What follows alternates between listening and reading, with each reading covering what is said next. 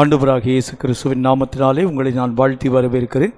கர்த்தருடைய பெரிதான கிருபையினாலும் அவருடைய பரிசுத்தமுடைய இரக்கங்களினாலும் இந்த கடைசி கால யுத்தத்துக்கு என்கிற ஆயத்தத்தின் ஊடாக கடந்து வருகின்ற நம் ஒவ்வொருவரையும் கர்த்தர் அளவில்லாமல் ஆசீர்வதிப்பாராக.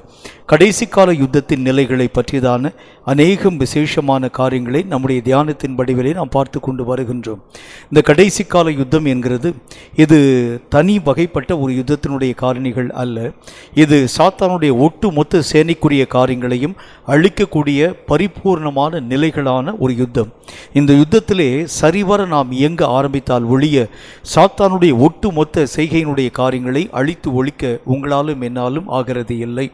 சாத்தானுடைய கடைசி கால மும்முரங்கள் என்று அழைக்கப்படக்கூடிய இந்த மும்முரத்தினுடைய காரியங்களை நம்முடைய கண்கூடாக இந்த கால அரங்கிலே நாம் பார்த்து கொண்டு வருகின்றோம்.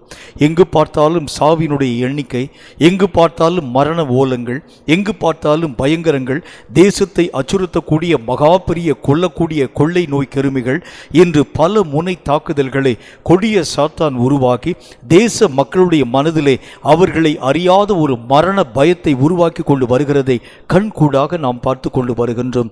ஒரு 2 வருஷத்திற்கு முன்பதாக வரைக்கும் நம்முடைய மனதிலே நம்மை அறியாத ஒரு சமாதான நிலையிலே வாழ்ந்த இந்த உலகம் இப்பொழுது இந்த உலகத்தினுடைய வாழ்க்கை நம்முடைய உள்ளத்திற்குள்ளாக அச்சத்தையும் பயத்தையும் தோற்றுவிக்கக்கூடிய ஒரு காரியமாக உருவாக்கப்படுகிறதை பார்க்கிறோம். காரணம், சாத்தான் தன்னுடைய மகா பெரிய வல்லமையான காரியங்களை உருவாக்கி தேச அரங்கிலே காணப்படும் மக்களுடைய மனதை பயத்தினாலும் மரண திகிரினாலும் அவர்களுடைய நினைவுகள் எல்லாவற்றையும் மெய்யாகவே அடிமைப்படுத்த துவங்க ஆரம்பிக்கிறதை கண்கூடாக நாம் பார்த்து கொண்டு வருகின்றோம். இந்த காலத்தில் தான் கிறிஸ்தவனாக காணப்படக்கூடிய நீங்களும் நானும் எழும்பி பொல்லாத பிசாசின் ஆயுதங்களை அதமாக்கி தேச எல்லைகளை காப்பாற்ற வேண்டிய பணியை தேவன் நம்முடைய கரங்களிலே தருகிறேன் என்று சொல்லுகின்றார். இந்த சாத்தானை அழிக்கிறது சாதாரணமான பலவீனமான ஒரு காரியமாய் அல்ல, பலம் பொருந்தின மனிதனால்தான் இது சாத்தியமாக முடியும் என்று கர்த்தருடைய வேதம் நமக்கு சொல்கிறது.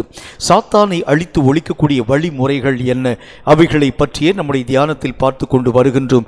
அதிலே ஒரு முறையை நாம் பார்க்கின்றோம். நம்முடைய கரங்களை கர்த்தராகிய தேவனுடைய கைகளுக்குள் ஒப்பு கொடுக்க வேண்டியது அவசியம்.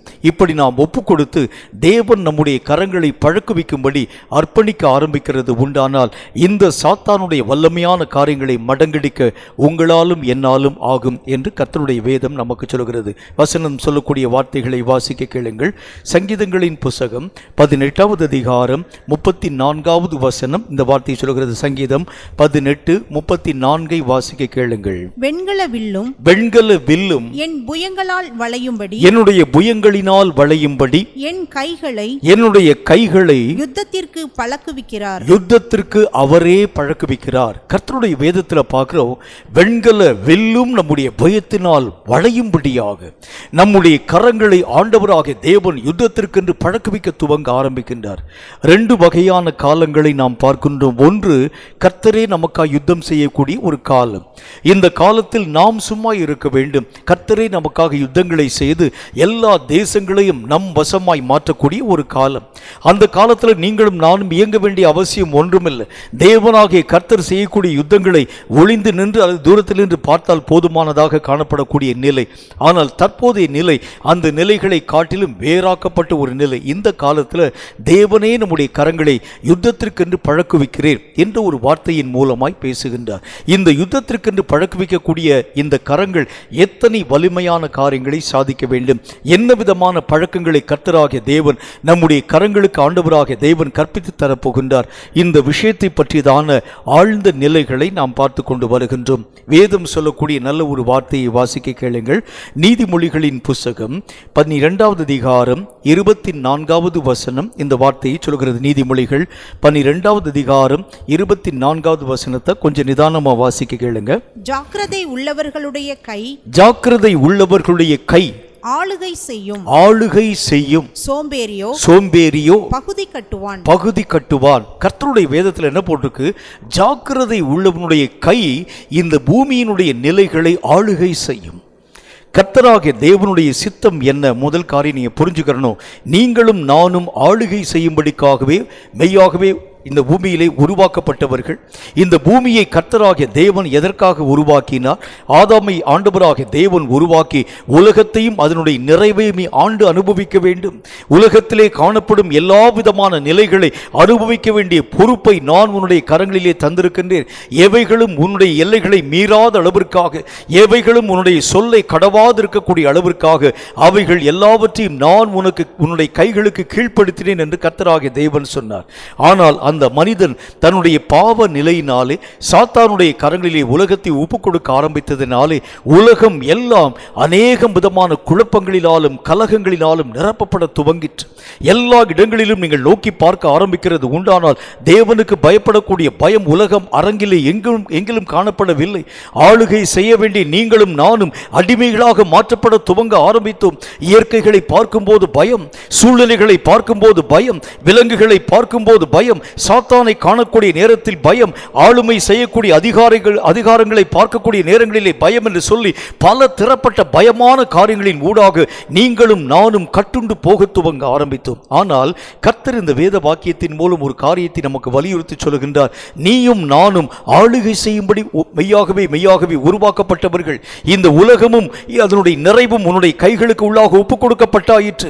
இவைகளை ஆளுகை செய்யக்கூடிய அதிகாரம் உன்னுடைய அதிகாரம். இந்த அதிகாரத்திற்கு என்ன காரணம் உனக்கு தேவை?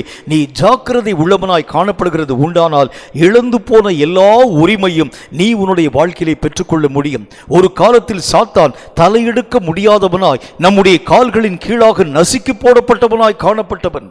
ஒரு காலத்திலே சாத்தான் நம்மை காணக்கூடிய நேரத்தில் பயமுள்ளவனாய் காணப்படக்கூடிய நிலைகளிலே தள்ளுண்டு போகக்கூடிய ஒரு நிலைகளிலே காணப்பட்டு அந்த சூழ்நிலைகளை நாம் நம்முடைய வேத வசனத்திலே அந்த காரியங்களை நாம் வாசிக்க துவங்கினோம். ஆனால் தற்போதைய சாத்தானுடைய நிலைகளை பார்க்கிறோம். எல்லைகளை மீறி கடந்து வரக்கூடிய சூழ்நிலை. சாத்தான் நம்மை மெய்யாகவே அடிமை நுகத்திற்கு உட்படுத்தப்படக்கூடிய ஒரு நிலை. சாத்தான் நம்முடைய எல்லா விதமான ஆளுமைகள் யாவற்றையும் பறித்து ஒழிக்கக்கூடிய ஒரு நிலை. சாத்தானை கண்டு எல்லா ஜன சதலங்களும் பயப்படக்கூடிய ஒரு நிலை. நம்மை அறியாத அச்ச முகத்தை சாத்தான் தோற்றுவித்து உலக அரங்கை தன் வசமாய் மாற்றிக்கொள்ளக்கூடிய இந்த நிலை. கர்த்தர் இந்த நாட்களில் நம்மை பார்த்து சொல்லுகின்றார், உன் கை ஜாக்கிரதை உள்ளதாய் இருக்கிறது உண்டானால் சாத்தானுடைய உரிமைகளை திரும்ப நீ பறித்து கொண்டு அந்த ஆளுமையின் அதிகாரத்தை நீ உன் வசமாய் மாற்ற முடியும். ஒரு ராஜாவினுடைய ஆளுமையை உன் வசமாய் மாற்ற முடியும் என்று சொன்னால் அது எதனால் சாத்தியமாக்கப்பட முடியும்? ஒரே ஒரு வழிதான் உண்டு.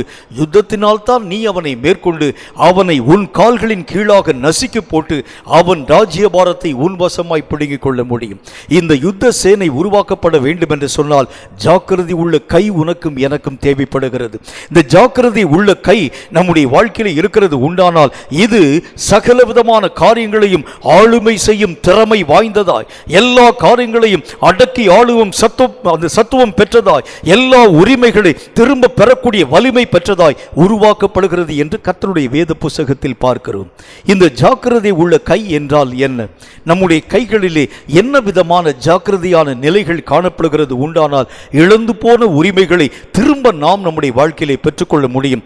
சில விதமான காரியங்களை வேதத்தின் வழியாக நாம் வாசிக்கப் போகிறோம். சற்று நிதானமாய் வாசிக்க கேளுங்கள். முதலாவது காரியமாக எபிரேயருக்கு எழுதப்பட்ட நிருபம் 2வது அதிகாரம் 1வது வசனம் இந்த வார்த்தையை நமக்கு சொல்கிறது. எபிரேயருக்கு எழுதப்பட்ட நிருபம் 2வது அதிகாரம் 1வது வசனத்தை கொஞ்சம் நிதானமாய் வாசிக்க கேளுங்கள். அந்த வாக்கியம் என்ன சொல்கிறது என்று பாருங்கள். ஆகையால் நாம் கேட்டவைகளை விட்டு விலகாதபடிக்கு அவைகளை மிகுந்த ஜாக்கிரதையாய் கவனிக்க வேண்டும். முதல் ஜாக்கிரதை என்ன? நீங்கள் கேட்ட காரியங்களை விட்டு விலகாத நிலை உங்கள் வாழ்க்கையில் வரணும். கர்த்தர் இந்த பிரசங்கத்தின் மூலமாய் உங்களோடு கூட அநேகம் காரியங்களை பேசிக்கொண்டு வருகின்றார். இந்த காரியங்களை நீங்கள் ஒட்டு மொத்தமாய் கவனித்து பார்க்கக்கூடிய அந்த நேரத்திலே ஒரு விஷயத்தை உங்களாலும் என்னாலும் புரிந்து கொள்ள முடியும். என்ன காரியம்? இந்த சாத்தான் இருக்க வேண்டிய இடமே வேறு. அவனுடைய நிலையே வேறு, அவனுடைய அதிகாரமே வேறு. அவன் நரக உலகத்திலே, பாதாள உலகத்திலே காணப்பட வேண்டிய இந்த பொல்லாத பிசாசு இந்த உலகத்தை தற்போதைய நாட்களிலே மோசம் போக்கிக் கொண்டு வர துவங்க ஆரம்பிக்கின்றான். காரணம், ஒவ்வொரு மனிதனும் தன்னுடைய உரிமைகளை மறந்து போக ஆரம்பிக்கிறதுனாலே, தனக்கு கொடுக்கப்பட்டிருக்கக்கூடிய பலத்தின் சத்துவங்களை நினைவிலே கொள்ளாதிருக்கக்கூடிய காரணத்தினாலே இந்த சாத்தான் இந்த உலகத்தை தன் வசமாய் மாற்றிக்கொண்டு அவன் எஜமானை போல, நம்மை அடிமையை போல சாத்தான் உருவாக்கி நம்மை ஆளுகை செய்ய துவங்க ஆரம்பித்து விடுகின்றான். நம்முடைய எல்லா விதமான நிலைகளும் சாத்தானுக்கு கீழ்ப்படுத்தப்பட்டதாய், நம்மை அறியாத பய உணர்வு, அச்ச உணர்வு நம்மை பற்றி பிடிக்கக்கூடியதாய் விலக துவங்க ஆரம்பிக்கிறது. அப்ப ஒவ்வொரு பிரசங்கத்திலையும் கர்த்தராகிய தேவன் எதை நமக்கு வலியுறுத்த ஆரம்பிக்கின்றார்? உன்மேல் பூட்டப்பட்டிருக்கக்கூடிய நுகத்தடியை முதல் காரியம் தூக்கி ஏறி, சாத்தானுக்கு கீழாக அடிமையாக காணப்படக்கூடிய அந்த பாண்டேஜ், சாத்தானை பற்றியதான அச்ச உணர்வு, சாத்தானுடைய ஆளுமை திறமைகளை பற்றியதான அச்ச உணர்வு, சாத்தானுடைய நிலைகளை பற்றியதான பயம் சார்ந்த நிலைகள், இவைகளை முதல் காரியம் தூக்கி எறிய வேண்டும். ஏனென்றால் ஆளுகை செய்யும்படிக்காக உருவாக்கப்பட்டவன் நீயே தவிர சாத்தான் அல்ல என்கிறதை கர்த்தர் ஒவ்வொரு செய்தியின் மூலம் நம்மோடு கூட பேசி வலியுறுத்த ஆரம்பிக்கின்றார். இப்ப வசனத்தில் என்ன போட்டிருக்கு? கேட்டவைகளை நீங்களும் நானும் மறக்க ஆரம்பிக்கும் பொழுது, சாத்தான் இந்த விதைகளை திருடிக் கொண்டு போக ஆரம்பிக்கும் பொழுது, கேட்கக்கூடிய நேரம் வரைக்கும் நம்மை அறியாத ஒரு பரவசம், நம்மை அறியாத ஒரு எழுப்புதல். ஆமா, நம்முடைய கரங்களில் தான் கர்த்தராகிய தேவன் இந்த உலகத்தையும் அதனுடைய நிறைவையும் தந்திருக்கும் பொழுது நாம் ஏன் அடிமையாய் காணப்பட வேண்டும்? இந்த நினைவை நீங்களும் நானும் இழக்கக்கூடிய அளவிற்கு மறதியான நிலைகளை சாத்தான் நம்முடைய மனதிலே தோற்றுவிக்க துவங்கி விடுகின்றான். நீ பெற்றுக்கொள்ள வேண்டிய அந்த உரிமைகளை பற்றியதான சிந்தனை அற்றவனாய், நினைவற்றவனாய் உன்னையும் என்னையும் சாத்தான் உருமாற்றம் அடைய துவங்க ஆரம்பிக்கிறான். கர்த்தர் சொல்லுகின்றார், முதல் ஜாக்கிரதை எங்கே காணப்பட வேண்டும்? எதையெல்லாம் நீ கேட்கிறாயோ அவைகளை மறவாத ஜாக்கிரதை. அவைகள் எல்லாம் என்னை பற்றி கர்த்தர் பேசுகின்றார். என்னை பற்றி வேதத்தில் எழுதப்பட்டிருக்கக்கூடிய வார்த்தையை கர்த்தர் சொல்லுகின்றார். யாரையோ பற்றி கர்த்தர் சொல்லல, எதையோ ஒரு உரிமையை பற்றி கர்த்தர் பேசல, உலகத்திலே காணப்படும் எத்தனையோ மனுஷனை பற்றி அல்ல, கர்த்தர் என்னை குறித்து பேசுகின்றார். இந்த ஒரு நிலை நம்முடைய வாழ்க்கையிலே வர ஆரம்பிக்கும் பொழுதுதான் நம்மை அறியாத ஒரு உணர்வும், நம்மை அறியாத ஒரு எழுப்புதலும் நம்முடைய வாழ்க்கையின் நிலைகளிலே உருவாக்கப்படுகிறதை கண்கூடாய் பார்க்க நேரிட துவங்க ஆரம்பிக்க முடியும். நம்முடைய வாழ்க்கையில சாத்தான் எதை தர ஆரம்பிக்கின்றான்? மறதி. நீ கேட்ட காரியங்களை பற்றிதான நினைவுகள் அற்றவனாய், கண் சொருகி போனவனாய், எத்தனையோ விதமான செய்திகளின் அடிப்படையிலே கர்த்தர் உன்னோடு கூட பேச ஆரம்பித்தாலும் அவைகளை பற்றி எவ்வளவு பேரும் திரும்ப திரும்ப தியானிக்க முடியாத மறதியின் நிலைகளை சாத்தான் நம்முடைய வாழ்க்கையிலே உருவாக்க துவங்க ஆரம்பித்து விடுகின்றான்.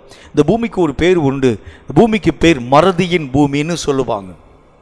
இந்த மறதியின் பூமினா எதை பற்றி இந்த வார்த்தைகள் நமக்கு சொல்லப்படுகிறது? ஒவ்வொரு மனிதனுடைய சாவையும் கண்கூடாக நாம் பார்க்க துவங்க ஆரம்பிக்கின்றோம். உங்களுக்கே தெரியும், நம்ம வீட்டுக்கு எழுத்த வீட்டில், பக்கத்து வீட்டில், அடுத்த வீட்டில், பின் தெருவில், அடுத்த தெருவில் அல்லது நம்ம ஊரில் இருக்கக்கூடிய மக்களுடைய சாவினுடைய நிலைகளை நாம் பார்க்கின்றோம். நேற்றுக்கு வரைக்கும் நல்லா உட்கார்ந்துருக்கிறாங்க. திடீரென்று இன்றைக்கு காலை வேளையிலே பார்த்தால் அவருடைய மரணத்தின் செய்தி நாம் கேள்விப்பட ஆரம்பிக்கின்றோம். கேட்டவுடன் நம்முடைய மனம் பதைக்க ஆரம்பிக்கிறது. அவனுடைய சாவு இதோ வந்துருச்சு, நாளைக்கு இனி என்னுடைய சாவு என்னைக்கு வரப்போகிறது? இந்த சாவுக்குள்ளாக நான் என்னுடைய வாழ்க்கையினுடைய நிலைகளை மாற பண்ண வேண்டும். நான் என்னுடைய எல்லா விதமான பாவ நிலைகளை விட்டு நான் மனம் திரும்ப வேண்டும். ஆண்டவராக தேவனுக்கு பிரியமாக நான் வாழ்க்கை வாழ வேண்டும். கர்த்தர் எனக்கு பணித்திருக்கக்கூடிய ஓட்டத்தில் சரியான ஓட்டத்தின் ஊடாக போக வேண்டும். அந்த சாவினுடைய காரியங்களை பார்க்கக்கூடிய நேரங்களிலே நம்மை அறியாத ஒரு உணர்வு, நம்மை அறியாத ஒரு எச்சரிக்கை, நம்மை அறியாத ஒரு பயம். பேசக்கூடிய மக்கள்கிட்ட சரியாக கூட நம்ம பதில் பேச மாட்டோம். அவங்க எதையோ பேசுவாங்க, நம்ம எதையோ யோசித்து கொண்டிருக்க ஆரம்பிப்போம். எதை யோசிப்போம்? நமக்கு அடுத்த ஒரு மரண நித்திரை வருகிறது உண்டானால் நம்முடைய வாழ்க்கையினுடைய நிலை எப்படி மாற்றப்பட முடியும்? பயம், அச்சம், வேதனை, இதெல்லாம் எவ்வளவு வரைக்கும் இருக்கும் என்றால், நம்ம வீட்டுக்கு முன்னால் இருக்கக்கூடிய அந்த வீட்டில் இருக்கக்கூடிய டெட் பாடி எடுக்கக்கூடிய வரைக்கும் அந்த நினைவு நம்முடைய உள்ளத்தில் இருக்கும். இதோ இந்த நேற்றுக்கு வரைக்கும் உட்கார்ந்துருந்தான், நானும் அவனும் தான் ஒரே பால் டிப்போவில் போய் உட்கார்ந்து கொண்டு நாங்கள் பால் வாங்க துவங்க ஆரம்பித்தோம். ஒரே காய்கறி கடையில் உட்கார்ந்து நாங்கள் காய்களை வாங்க ஆரம்பித்தோம். ஆனால் இன்றைக்கு அவன் மரித்து போய் விட்டான். நாளைக்கு என்னுடைய நிலை என்னவாகும் என்று சொல்லக்கூடிய நினைவு, அவனுடைய பிரேதம் இருக்கக்கூடிய வரைக்கும் நம்மை அறியாத அந்த ஒரு உணர்வும் அந்த நினைவும், பைபிளை எடுக்கக்கூடிய நேரத்தில் நம்மை அறியாத அந்த ஒரு உணர்வும் அந்த ஒரு நினைவும், பைபிளை மூடி வச்ச உடனே பழைய உலக வாழ்க்கையை பற்றி தான் நினைவு. இதற்கு பெயர் தான் கர்த்தர் சொல்கின்றார் மறதியின் பூமி. இந்த மறதியினுடைய காரியங்களை நீயும் நானும் ஜெயிக்கணும். உன்னுடைய வாழ்க்கையிலே சொல்லப்பட்டிருக்கக்கூடிய விஷயங்களை பற்றி தீமோத்தேயுவுக்கு அப்போஸ்தலனாகிய பரிசுத்த பவுல் சொல்லுகின்றார். உன்மேல் கைகளை நான் வைத்ததினாலே உனக்கு கொடுக்கப்பட்டிருக்கக்கூடிய வார்த்தைகளை பற்றிதான உணர்வுள்ளவனாய் நீ உன்னை காத்துக்கொள்ள வேண்டும். தீமோத்தேயுவே, உன்னுடைய வாழ்க்கையிலே கர்த்தராகிய தேவன் பேசின தீர்க்க தரிசனங்களை மறவாத நினைவுள்ளவனாய் நீ உன்னை காத்துக்கொள்ள வேண்டும். உன்னை பற்றிதான வரங்களை, ஆண்டவராகிய தேவன் பேசின அந்த வரங்களை நாள்தோறும் தியானித்து அவைகளை நீ அனல் மூட்டி தட்டி எழுப்ப வேண்டும். எப்படி பேசுகிறார் பாருங்கள். நம்முடைய வாழ்க்கையிலே கேட்கக்கூடிய காரியங்களை கேட்டு அப்படி மூட்டை வைத்து அந்த மூட்டை கட்டி மூலையிலே வைக்கக்கூடிய ஒரு நிலை அல்ல, தட்டி எழுப்ப வேண்டிய நிலை. இந்த மறதியின் பூமி என்ன காரியத்தை உருவாக்குகிறது? கேட்கக்கூடிய விஷயங்களை மறக்கக்கூடிய தன்மையை, பார்க்கக்கூடிய காரியங்களை மறக்கக்கூடிய தன்மையை, கேட்கக்கூடிய வார்த்தைகளை மறக்கக்கூடிய தன்மைகளை, யோசிக்கக்கூடிய நினைவுகளை மறக்கக்கூடிய தன்மைகளை உருவாக்கி உருவாக்கி உருவாக்கி எல்லா விஷயங்களை மறந்து நாம் நம்முடைய இஷ்டத்தின்படி நடக்கக்கூடிய சூழ்நிலைகளை உருவாக்குகிறது தான் இந்த உலகம். கர்த்தர் சொல்லுகின்றார், கேட்கிறவைகளை மறவாதிருக்கக்கூடிய ஜாக்கிரதை. ஆண்டவராகிய தேவனுடைய நாமத்தினாலே எல்லா விதமான காரியங்களையும் கண்குளிர கண்டார்கள் இஸ்ரவேல் மக்கள். எகிப்திலே கர்த்தராகிய தேவன் செய்த வாதைகள், எகிப்திலே கர்த்தராகிய தேவனால் உருவாக்கப்பட்டிருக்கக்கூடிய பெரிய சங்காரம், பார்வோன் முதற்கொண்டா எல்லா ஜனங்களும் மோசே என்கின்ற மனிதனுக்கு முன்பதாய் பேச முடியாமல் தங்களுடைய நாவை திறக்க முடியாது அந்த வல்லமை வாய்ந்த சத்துவங்களின் நிமித்தம் எல்லா இஸ்ரவேல் மக்களும் கர்த்தரை பாடி கொண்டாட துவங்க ஆரம்பிச்சாங்க. எது வரைக்கும்? செங்கடலை கடந்து தாண்டி போகக்கூடிய வரைக்கும் கடந்து போனாங்க. கடந்து போகக்கூடிய நேரத்தில் தண்ணீர் தமனம் எடுக்கக்கூடிய நேரத்திலே மோசேக்கு விரோதமாய் முறுமுறுக்க ஆரம்பிச்சாங்க. முறுமுறுத்த முதல் வார்த்தை என்ன தெரியுமா? நாங்கள் எகிப்திலே இருந்தால் கூட எங்களுக்கு பரவாயில்லைன்னு சொன்னாங்க. அப்படி என்றால் வேதம் சொல்லக்கூடிய வார்த்தையின்படி எல்லா விஷயங்களையும் மறவாதிருக்கக்கூடிய தன்மை, உன் தேவன் செய்த நன்மைகளை ஒரு நாளும் மறக்கக்கூடாது. என் ஆத்துமாவை கர்த்தரை ஸ்தோத்திரி, என் முழு உள்ளமையுடைய பரிசுத்த நாமத்தை ஸ்தோத்திரி, என் ஆத்துமாவை கர்த்தரை ஸ்தோத்திரி, அவர் செய்த சகல உபகார நன்மைகளை மறவாதே. இந்த மறவாத நிலை நம்முடைய வாழ்க்கையில வரணும். இந்த மறவாத நிலை நம்முடைய வாழ்க்கையிலே வரத்தான் உன் உரிமைகளுக்காக நீயும் நானும் போராட துவங்குவோம். உன்னுடைய உரிமைகளுக்காக நீயும் நானும் எழும்ப துவங்க ஆரம்பிப்போம். ஆளுகை என்கின்ற சத்துவத்தை கர்த்தர் என் கையிலே கொடுத்திருக்க, எவனோ ஒருவனுடைய ஆளுகைக்குள்ளாக நான் அடங்கியிருக்கிறது என்ன? என் ஆளுகையினுடைய தன்மைகளை எவனோ ஒருவன் தட்டி பறித்து அவன் போடக்கூடிய உத்தரவுகளுக்கும் அவன் போடக்கூடிய அதிகாரத்துக்கும் நான் மெய்யாகவே அடங்கி ஒடுங்கி வாழுகிறது என்ன என்கிற உணர்வு எப்பொழுது நம்முடைய வாழ்க்கையிலே வர துவங்குகிறது என்றால் கேட்கிறதை மறவாதிருக்கக்கூடிய நிலையினால் தான். கர்த்தராகிய தேவன் நம்மை எப்படி பழக்குவிக்க துவங்க ஆரம்பிக்கின்றார்? நீ கேட்ட விஷயங்களை மறவாமல் அவைகளை உணர்வோடு கூட உன் வாழ்க்கையிலே நீ மெய்யாகவே தியானிக்க ஆரம்பிக்கிறது உண்டானால் இந்த காரியங்களின் அடிப்படையிலே உன்னுடைய உரிமைகளுக்காய் நீ போராடக்கூடியவனாய் விளங்க ஆரம்பிச்சிருவன். யாருக்கோ நான் செய்யக்கூடிய யுத்தம், உலகத்தில் வந்திருக்கக்கூடிய மக்களுக்காய் நான் ஏன் யுத்தம் செய்ய வேண்டும்? உலகத்தில் வந்திருக்கக்கூடிய வியாதிக்காய் நான் ஏன் போரிட வேண்டும்? உலகத்தில் வந்திருக்கக்கூடிய வேதனைக்காய் நான் ஏன் இப்படிப்பட்ட காரியங்களுக்காக ஜெபிக்க வேண்டும்? இல்லை பிரியமானவனே, நீ உலகத்தில் இருக்கக்கூடிய மனுஷனுக்காக இல்லை, உன் உரிமைக்காக நீ ஜெபிக்கிற. உன்னுடைய உடைமைகளை நீ உன்னுடைய வாழ்க்கையை திரும்ப பெரும்படிக்கா நீ ஜெபிக்க ஆரம்பிக்கிற. என் அதிகாரம் என்னுடையது, இந்த அரண்மனை என்னுடையது, இந்த ராஜ்யமும் அதனுடைய நிறைவும் என்னுடைய கரங்களிலே கையளிக்கப்பட்டது. இவைகளை யாரோ ஒருவன் தட்டி பிடுங்கி அவனுக்கு கீழாக நான் அடிமை நுகத்திலே சிக்குண்டு வாழக்கூடிய வாழ்க்கையுடைய நிலை என்ன என்கின்ற யோசனையும் நினைவும் என் வாழ்க்கையிலே எப்பொழுது வர ஆரம்பிக்கிறதோ, கர்த்தராகிய தேவன் இஸ்ரவேல் மக்களை அழைக்கிறதற்கு முன்பதாக மோசே என்கின்ற மனிதனின் மூலம் கர்த்தர் பேச ஆரம்பிக்கின்றார். அவர் என்ன பேசுகின்றார்? ஆபிரகாம், ஈசாக்கு, யாக்கோபு என்பவர்களுக்கு வாக்கு பண்ணப்பட்ட உங்கள் உரிமையான தேசத்திற்கு நீங்கள் போகணும். அதுதான் உங்களுடைய உடமையான ஒரு தேசம், அதுதான் உங்களுக்கு உரிமையான தேசம். இந்த வார்த்தைகளை பேச பேச பேச பேசத்தான் அவர்களுடைய மனதிலே விடுதலை என்கிற ஒரு தாக உணர்வு உருவாக்கப்பட துவங்கிற்று. அதுக்கு முன்னால வரைக்கும் அவர்களுக்கு விடுதலையை பற்றி தான் நாட்டமே இல்லை. இந்த தேசமே இந்த தேசமே எங்களுடைய நாடு, எகிப்து தான் எங்களுடைய நாடு, பார்வோன் தான் எங்கள் அரசன். இந்த தேசத்திலே நாங்கள் வாழக்கூடிய நாட்கள் வரைக்கும், எங்களுடைய உயிர் உள்ள வரைக்கும் இந்த தேசத்திற்காக உழைத்து நாங்கள் வாழுவோம். இந்த தேசத்திலே என்னென்ன சம்பளங்களை கொடுக்கிறார்களோ அதை வாங்கி நாங்கள் சாப்பிட்டு எங்கள் ஜீவன் மாண்டு மடிந்து போகக்கூடிய அளவிற்கு இதே நாட்டிலே நாங்கள் வாழ்க்கை நடத்துவோம். இப்படிதான் யோசிச்சாங்க. ஆனால் மோசேயின் மூலம் கர்த்தர் பேசின பொழுது விடுதலையின் தாக உணர்வு அவர்கள் வாழ்க்கையிலே உருவாக்கப்பட துவங்கிற்று. ஒவ்வொரு முறையும் கர்த்தர் பேசும்போது இந்த உணர்வை கர்த்தர் நம்முடைய வாழ்க்கையிலே உருவாக்க ஆரம்பிக்கிறார். உன்னுடைய உடைமையை நீ பெற்றுக்கொள்ள வேண்டும், உன்னுடைய உரிமைக்காக நீ அழைக்கப்பட்டிருக்கிறாய், உன்னுடைய காரியங்களை யாரோ ஒருவன் வைத்திருக்கக்கூடிய இந்த நிலைகளிலே நீயும் நானும் நிற்கிறது என்ன என்கிறதை பற்றி கர்த்தர் பேசக்கூடிய அந்த வார்த்தைகளை மறவாமல் உங்கள் உள்ளத்தின் ஆழத்திலே அவைகளை நீங்கள் ஊன்ற விதைக்க ஆரம்பிக்கிறது உண்டானால் உங்களை அறியாத பக்தி வைராகியம், உங்களை அறியாத ஒரு வெறி உங்கள் வாழ்க்கையிலே பற்றி எரிகிறதை பார்க்க முடியும். சாத்தானுக்கு விரோதமான எல்லா விதமான வைராகிய உணர்வு எப்பொழுது உங்களுடைய வாழ்க்கையிலே உருவாக்கப்பட முடியும்? கேட்கிறவைகளை மறவாதிருக்கக்கூடிய நினைவினால் தான்.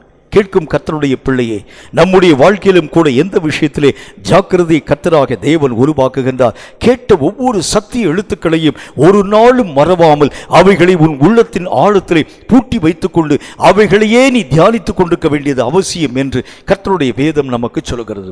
இரண்டாவது ஒரு காரியம், ரொம்ப முக்கியமான ஒரு விஷயத்தை பற்றி நான் பேசுகிறேன்.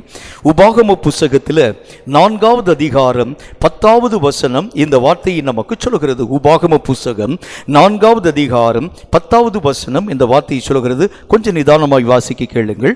உன் கண்கள் கண்ட காரியங்களை, உன் கண்கள் கண்ட காரியங்களை நீ மறவாதபடிக்கும், நீ மறவாதபடிக்கும் உன் ஜீவனுள்ள நாளெல்லாம், உன் ஜீவனுள்ள நாளெல்லாம் அவைகள் உன் இருதயத்தை விட்டு நீங்காதபடிக்கும், உன் இருதயத்தை விட்டு நீங்காதபடிக்கும் நீ எச்சரிக்கையாயிருந்து, உன் ஆத்துமாவை ஜாக்கிரதையாய் நீ காத்துக்கொள்ள வேண்டும். ஆத்துமா என்கிறதை பற்றி நான் உங்களோடு கூட பேசின நினைவு எனக்கு இருக்கிறது. ஆத்துமா என்கிறது ஒரு மனிதனுடைய நினைவு. இந்த நினைவில் தான் பிசாசு அநேகமான மாறாட்டங்களை வாழ்க்கையிலே உருவாக்க துவங்க ஆரம்பித்து விடுகின்றான். ஒரு சம்பவத்தை கூட உங்களுக்கு நான் சொன்ன நினைவு இருக்கிறது, என்றாலும் மீண்டும் நான் உங்களுக்கு சொல்ல வேண்டும் என்று ஆசைப்படுகின்றேன். ஒரு தூக்கு தண்டனை கைதியை ஒரு மருத்துவர் ஒருவர் தன் கையகமாக எடுத்துக்கொள்ள வேண்டும் என்று ஆசைப்பட்டு அங்கே இருக்கக்கூடிய காவல்துறை அதிகாரிகிட்ட போய் பேசினார். இந்த தூக்கு தண்டனை கைதி என்னைக்கு நீங்கள் தூக்கில் போட போகிறீங்க? அந்த அதிகாரிகள் சொன்னாங்க, வருகின்ற 28ஆம் தேதி இவனுக்கு தூக்கு நியமிக்கப்பட்டிருக்கிறது. அந்த 28ஆம் தேதி எத்தனை மணிக்கு நீ தூக்கு போட போகிறீங்க? கரெக்டாக காலையில் 5 மணிக்கு சூரிய உதயம் ஆகிறதுக்கு முன்பதாக அவன் தூக்கு தண்டனைக்கு உட்படுத்தப்பட போகின்றான். சரி ஐயா, அந்த 28ஆம் தேதி காலை 5 மணிக்கு அவனுடைய சரீரத்தில் எந்த விதமான பிரச்சனையும் இல்லாமல் அவனை நான் கொல்லக்கூடிய பொறுப்பை என் கையில் தாங்க, தயவுசெய்து இந்த ஒரு காரியத்தை தாங்க. மரண தண்டனைக்குரிய காரியம் உங்களுக்கு தெரியும். எலும்புகள் சிதைக்கப்பட்டு அந்த நரம்புகள் எல்லாம் ஒன்றுமில்லாமல் போய் இரத்த நாளங்கள் எல்லாம் வெடித்து சிதறக்கூடிய ஒரு நிலை தூக்கு தண்டனை கைதிக்கு உருவாக்கப்படுகிறது உண்டு. கண்களெல்லாம் வெளியே தள்ளி அப்படியெல்லாம் நாக்கெல்லாம் வெளியே பிதுங்கி வரக்கூடிய அந்த நிலை, இந்த மாதிரி ஒரு பயங்கரப்படத்தக்க ஒரு காரியங்கள் உருவாக்கப்படாமல் எந்த பிரச்சனையும் இல்லாமல் அவனை சரியாக 28ஆம் தேதி காலை 5 மணிக்கு எந்த ஒரு கீறலும் இல்லாமல் அவனை நான் அந்த தூக்கு தண்டனை நான் நிறைவேற்றுகிறேன் என்கிற வார்த்தையை பற்றி பேசினார். காவல்துறை அதிகாரிக்கு மருத்துவரை நம்ப முடியல. ஒருவேளை இந்த கொள்ளைக்காரனுக்கு அல்லது இந்த மனுஷனுக்கு உறவினர் இருப்பான் போல இருக்கிறதுன்னு சொல்லி யோசிச்சார். இல்லை ஐயா, அவனை யாருன்னே தெரியாது, தயவுசெய்து நீங்கள் தர வேண்டும், கூடவே அநேக விதமான காவல் அதிகாரிகளை என் வீட்டில் தந்துருங்க, இவருடைய கண்களுக்கு முன்பதாகவே நான் அவனை கொலை செய்கிறேன் என்கிற ஒரு வார்த்தையை பற்றி பேசினான். சரின்னு சொன்ன பொழுது சரியாக 27ஆம் தேதி காலை நேரத்தில் இந்த காவல் அதிகாரிகளை பார்த்து இந்த மருத்துவர் சொன்னார், இன்றைக்கு காலையில் விடுதலையாகி என் வீடு கொண்டு வந்து கொடுத்துருங்க, இவனை 28ஆம் தேதி காலை 5 மணிக்கு சாகடிக்க வேண்டிய பொறுப்பு என்னுடைய பொறுப்பு. சரின்னு சொல்லிட்டார்.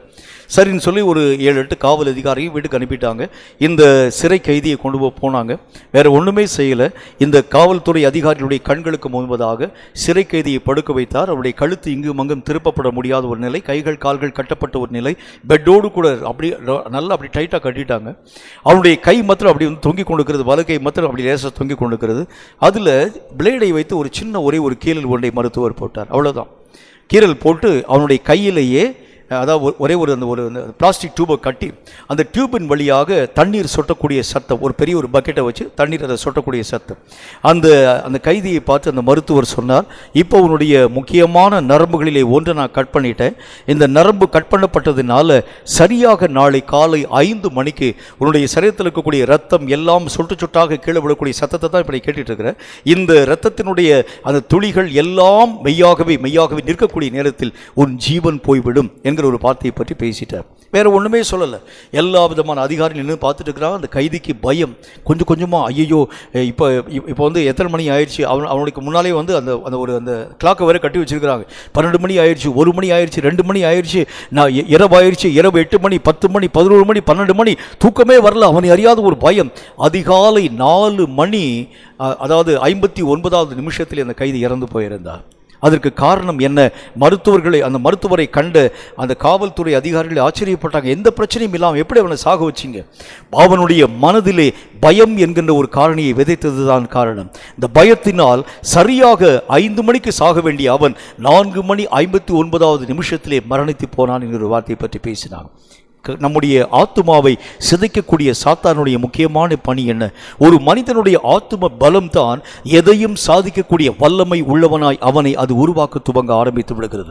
அந்த மனிதனுடைய ஆத்துமா வல்லமை பெற்றதாய் காணப்படுகிறது உண்டானால், பலமுள்ளதாய் காணப்படுகிறது உண்டானால், ஆவியினுடைய நிலைகளோடு கூட இணைக்கப்பட்ட ஆத்துமாவாக அந்த ஆத்துமா காணப்படுகிறது உண்டானால், எதையும் சாதிக்கக்கூடிய திறமை பெற்றவனாய் அவன் உருவாக்கப்பட துவங்க ஆரம்பித்து விடுகின்றான். ஒரு சில அதாவது இந்த சயின்டிஃபிக்கலான சில காரியங்களை பற்றி நான் வாசித்தது உண்டு.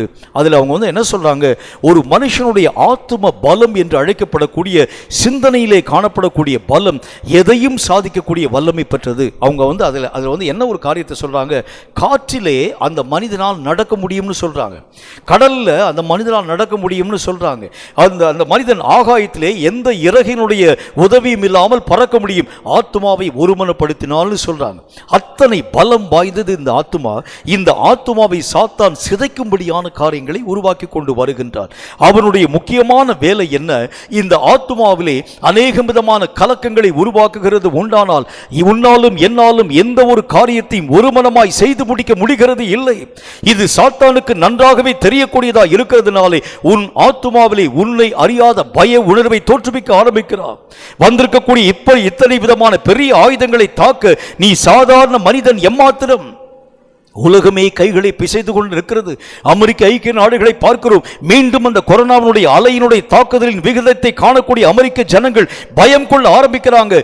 கிரேட் பிரிட்டன் அழைக்கப்படக்கூடிய அந்த நாட்டிலும் கூட இன்றைக்கு வந்திருக்கக்கூடிய இந்த கொரோனாவுடைய நோய் தாக்குதலின் நிமித்தம் பயத்தின் ஊடாக கடந்து போக ஆரம்பிக்கிறாங்க. இத்தனை உலக அரங்கிலே காணப்படக்கூடிய பெரிய பெரிய நாடுகளை தவித்துக் கொண்டிருக்கக்கூடிய இந்த காரியங்களை மேற்கொள்ள நீ எம்மாத்திரம் என்கின்ற ஒரு சாதாரண ஒரு அற்ப உணர்வை சாத்தான் உருவாக்கி உன் ஆத்மீக பலத்தை பலவீனப்படுத்த ஆரம்பித்து விடுகின்றான். கர்த்தர் சொல்லுகின்றார், அதாவது நிறைய சயின்டிஃபிக்கான காரியத்தை நான் வந்து வாசிச்சிருக்கிறேன். அதில் சில ஜனங்கள் வந்து என்ன செய்வாங்க பாருங்க, தன்னுடைய சிந்தனையை ஒருமனப்படுத்தி அதாவது ஆத்தும பலம், இது வந்து கர்த்தரை நமக்கு கொடுத்திருக்கக்கூடிய பலம், அந்த சிந்தனையை ஒருமனப்படுத்தி கையில் வச்சிருக்கக்கூடிய ஊசியை அப்படியே வந்து கண் பார்வையினால் பார்த்து அப்படியே வந்து வளைச்சிருவாங்க. இது வந்து நிறைய அது ஆரம்ப காலங்களிலே சொல்லப்படக்கூடிய பெரிய பிரபலமான செய்தி. இரும்பினுடைய காரியங்களை வளைக்கக்கூடிய சத்துவம் அந்த சிந்தனைக்கு உண்டு என்கிறதை பற்றி அவர்கள் பேச துவங்க ஆரம்பிப்பாங்க. இந்த வல்லமை வாய்ந்த சிந்தனை தான் கர்த்தர் நம்முடைய கரங்களுக்கு கொடுத்திருக்கிறார், ஆத்துமா என்கிற பெயரில். இந்த சிந்தனையை பலவீனப்படுத்தி சாத்தானுக்கு பயமுள்ளவனாய் உன்னையும் என்னையும் சாத்தான் உருவாக்க ஆரம்பிக்கின்றான். அவன் தன்னை மகா பெரிய வல்லமை உள்ளவனை போல காணப்பண்ணி அவனை எதிர்க்க முடியாதவனை போல உன்னையும் என்னையும் உன்னுடைய பலத்தையும் என்னுடைய பலத்தையும் குறைவாக மதிப்பிடக்கூடிய நிலைகளை உருவாக்கி தன்னை அதிகாரம் உள்ள வர்க்கம் உள்ளவனை போல உருவாக்கி உன் பலத்தை சாத்தான் உறிஞ்சி குடிக்க துவங்க ஆரம்பிக்கிறான். கர்த்தர் சொல்லுகின்றார், ஆத்துமாவை நீ காக்கக்கூடிய விஷயத்தில் ஜாக்கிரதைப்படு. உன்னுடைய சிந்தை கரப்ஷன் ஆக்கப்படாதபடிக்கு உன் சிந்தனைகளை காப்பாற்றக்கூடிய விஷயங்களை குறித்து ஜாக்கிரதைப்படு. உன் சிந்தனைகள் என்கின்ற வல்லமை வாய்ந்த ஆயுதங்களினால் சாத்தானின் எல்லா விதமான அதிகாரங்களையும் வல்லமைகளையும் ஜெயிக்க உன்னாலும் என்னாலும் ஆகும். கர்த்தராகிய தேவன் அதைத்தான் நமக்கு வலியுறுத்தி பேச ஆரம்பிக்கின்றார். நிறைய நேரங்களில் சிந்தனைகளிலே வரக்கூடிய அந்த வேவரிங் மைண்ட் அல்லது சிந்தனைகளில் வரக்கூடிய மாறாட்டம், சிந்தனைகளிலே வரக்கூடிய பயம், சிந்தனைகளிலே வரக்கூடிய அச்ச உணர்வு நம்மை அறியாத பலவீனத்திற்குள் நம்மை மெய்யாகவே பிரவேசிக்க செய்ய ஆரம்பித்து விடுகிறது. கர்த்தர் சொல்லுகின்றார், உன் ஆத்துமாவை காக்கக்கூடிய விஷயத்தில் ஜாக்கிரதையாய் உன்னை காத்துக்கொள். உன் ஆத்துமாவை எந்த தீமையும் தொடாத அளவிற்காக, எந்த காரியங்களும் உன்னுடைய ஆத்துமாவுக்கு விரோதமாய் பேசப்பட ஆரம்பித்தாலும் அவைகளை உன்னுடைய ஆத்துமாவை மெய்யாகவே பாதிக்க விடாத அளவிற்காக எல்லா காவலோடு உன் ஆத்துமாவை காத்துக்கொள்ள வேண்டும். உன் உன் சிந்தனைகளிலே காணப்படக்கூடிய சின்ன மாறாட்டம், சின்ன சிதறல் மகா பெரிய நஷ்டத்தை உன்னுடைய ஆவிக்குரிய வாழ்க்கையிலே உருவாக்க துவங்க ஆரம்பித்துவிடும். ஆண்டவராகிய இயேசு இந்த உலகத்திலே வாழ்க்கை வாழ்ந்த பொழுது தன் சிந்தனைகளை எந்த விஷயத்திலும் கரைப்படாதபடி சூழ்நிலைகளின் மத்தியிலே ஆண்டவராகிய தேவன் தன்னை காத்துக்கொள்ள துவங்க ஆரம்பித்தார். பயப்படக்கூடிய அநேக விதமான நிலைகள் அவருக்கு சொல்லப்படக்கூடிய நேரங்களிலும் கூட தன்னுடைய சிந்தனையை ஆண்டவராகிய தேவன் காத்துக்கொள்ள துவங்க ஆரம்பித்தார். எந்த பய உணர்வும் அவருடைய வாழ்க்கையிலே மெய்யாகவே அச்சத்தை தோற்றுவிக்கவே முடியல. தன்னுடைய ஆத்துமாவை காக்கக்கூடிய மனிதன் பலமுள்ளவனாய் உருவாக்கப்பட ஆரம்பிக்கிறான் என்கிறது இயேசுவுக்கு தெரியக்கூடிய சத்தியமாய் இருந்ததுனால எல்லா காவலோடும் சொல்லப்படக்கூடிய எந்த வார்த்தைகளுக்கும் செவி சாய்க்காமல் தன் ஆத்துமாவை ஆண்டவராகிய தேவன் காத்துக்கொள்ள ஆரம்பித்ததினாலே வந்த பெரிய ஆக்கினை தீர்ப்புகளை, வந்த பெரிய சிலுவையின் மரண கோர பயங்கரமான மரணத்தை இயேசு கிறிஸ்துவாகிய தேவன் லகுவாய் சுமந்து தீர்த்ததற்கு காரணம் ஆத்துமாவிலே காணப்பட்ட பலம், ஆத்துமாவிலே காணப்பட்ட வல்லமை. இந்த ஆத்துமா பலம் உள்ளதாய் காணப்படுகிறது உண்டானால் எல்லா காரியங்களையும் சாதிக்க உன்னாலும் என்னாலும் ஆகும். மலையே பெயர்த்து தகர்ந்து ஒளிய பண்ண உன்னாலும் என்னாலும் ஆகும். இந்த உலகத்திலே காணப்படும் எல்லா சத்துவங்களை மாறி மறைந்து போக செய்ய உன்னாலும் என்னாலும் ஆகும். இந்த ஆத்தும பலத்தை ஆண்டவராகிய தேவன் சொல்கின்றார், ஜாக்கிரதையாய் காத்துக்கொள்ள வேண்டும். இந்த ஆத்தும பலத்தை நீ ஜாக்கிரதையாய் காத்துக்கொள்ள வேண்டியது அவசியம். இதுக்கு நல்ல ஒரு விஷயத்தை உங்களுக்கு நான் சொன்னாதான் சரியா உங்களால் புரிந்து கொள்ள முடியும். இயேசுவும் சீஷர்களும், இயேசு கிறிஸ்து சீஷர்களை விட்டு தனியே பிரிந்து போய் மலையில் போய் உட்கார்ந்து ஜெபித்து விட்டு திரும்ப வருகின்றார். சமுத்திரத்தில் இறங்கி நடந்து வருகின்றார். வரக்கூடிய நேரத்தில் சீஷர்கள் எல்லாரும் இயேசுவை பார்த்த மாத்திரத்தில் ஒரு ஆவி வருகிறது என்று சொல்லி பயமடைய துவங்க ஆரம்பிச்சாங்க. சில பேர் சத்தம் போட்டாங்க, ஆவேசம் என்று சொல்லி கத்த துவங்கினார்கள். அதிலே இயேசு கிறிஸ்து பக்கத்திலே வந்து அவர்களை பார்த்து சொன்னார், நான் தான் பயப்படாதிரீர்கள் என்கிற ஒரு வார்த்தையை பற்றி பேசினார். பேதுரு என்கின்ற மனிதன் இயேசுவை பார்த்து சொன்னால், ஆண்டவரே நீராக இருக்கிறது உண்டானால் நானும் உம்மிடத்தில் இறங்கி வருகிறதற்கு எனக்கு உத்தரவு தர வேண்டும். உடனே பேதுருவை பார்த்து கர்த்தர் சொன்னார், இறங்கி வா பேதுரு என்று சொன்னார். இறங்கி வர ஆரம்பித்தார். முதல் காரியம், ஆண்டவராகிய தேவனுக்குள் அவனுடைய ஆத்துமா கட்டப்பட ஆரம்பித்ததினாலே ஆண்டவராகிய தேவனை அவனுடைய கண்கள் நோக்கி அவனுடைய சிந்தனைகள் இயேசுவோடு கூட கட்டப்பட ஆரம்பித்ததினாலே சமுத்திரத்திலே பேதுருவினால் இறங்கி நடக்க முடிந்தது. அவனுடைய ஆத்துமா ஆண்டவராகிய தேவனை விட்டு பிரிந்து உலகத்தின் மேல் தன்னுடைய கண்களை திருப்ப ஆரம்பித்த பொழுது என்ன நடந்தது பாருங்கள். சமுத்திரத்திலே மூழ்க துவங்க ஆரம்பிச்சிட்டான். ஆத்துமா என்கின்ற இந்த நிலை ஆண்டவராகிய தேவனுக்குள் ஜாக்கிரதையாய் காப்பாற்றப்பட ஆரம்பிக்கிறது உண்டானால் செயற்கரிய காரியத்தை சாதிக்க உன்னாலும் முடியும். பெரிய பெரிய காரியங்களை செயல்படுத்த உன்னாலும் என்னாலும் ஆகும். ஆண்டவராகிய தேவனுக்குள் சிறையாக்கப்பட்டிருக்கக்கூடிய ஆத்ம பலமுள்ள ஒவ்வொரு வீரனும் எல்லா காரியங்களையும் திறம்பட செயல்படுத்தக்கூடிய வல்லமை பெற்றவனாய் உருவாக்கப்பட்டிருக்கிறான். கர்த்தர் அதைத்தான் நமக்கு சொல்லுகின்றார். இந்த ஆத்மாவை காப்பாற்றக்கூடிய விஷயத்திலே ஜாக்கிரதை நீ காத்துக்கொள்கிறது உண்டானால் எதையும் சாதிக்க, எதையும் ஜெயிக்க, எதையும் மேற்கொள்ள உன்னாலும் என்னாலும் ஆகும் என்று கர்த்தருடைய வேதம் நமக்கு சொல்ல ஆரம்பிக்கிறது. மூன்றாவது ஒரு காரியத்தை பாருங்க, ரொம்ப முக்கியமான ஒரு விஷயம். கர்த்தருடைய வேதம் நமக்கு சொல்கிறதை போல நீதிமொழிகளின் புத்தகம் 22வது அதிகாரம் 29வது வசனத்தை வாசிக்க கேளுங்கள். நீதிமொழிகள் 22வது அதிகாரம் 29வது வசனத்தை கொஞ்சம் நிதானமா வாசிக்க கேளுங்க. தன்னுடைய வேலையில் ஜாக்கிரதையாய் இருக்கிறவனை நீ கண்டால் அவன் நீசர்களுக்கு முன்பாக நில்லாமல் ராஜாக்களுக்கு முன்பாக நிற்பான். கர்த்தருடைய வேத புத்தகத்தில் பார்க்கிறோம், ஆண்டவராகிய தேவன் எதை ஜாக்கிரதையாய் காத்துக்கொள்ள வேண்டும் என்று சொல்லுகின்றார். உன்னுடைய எஜமானுக்கு முன்னால போய் நிற்க வேண்டும் என்று சொன்னால் ஒரு நல்ல ஒரு சம்பவம் ஒன்று எனக்கு நினைவுக்கு வருகிறது. அலெக்சாண்டர் என்கிற ஒரு பெரிய ஒரு மன்னன், அவனுடைய படை வீரர்களிலே காணப்பட்டவனாக இருக்கக்கூடிய ஒரு மனுஷனுடைய பெயரும் அலெக்சாண்டர். இவனுடைய படையிலே இந்த அலெக்சாண்டர் என்கின்ற மகா வீரனுடைய படையிலே சேர்ந்த இந்த அலெக்சாண்டரும் அந்த யுத்தத்திற்குள்ளாக கடந்து போகக்கூடிய ஒரு மனிதனாய் காணப்பட்டான்.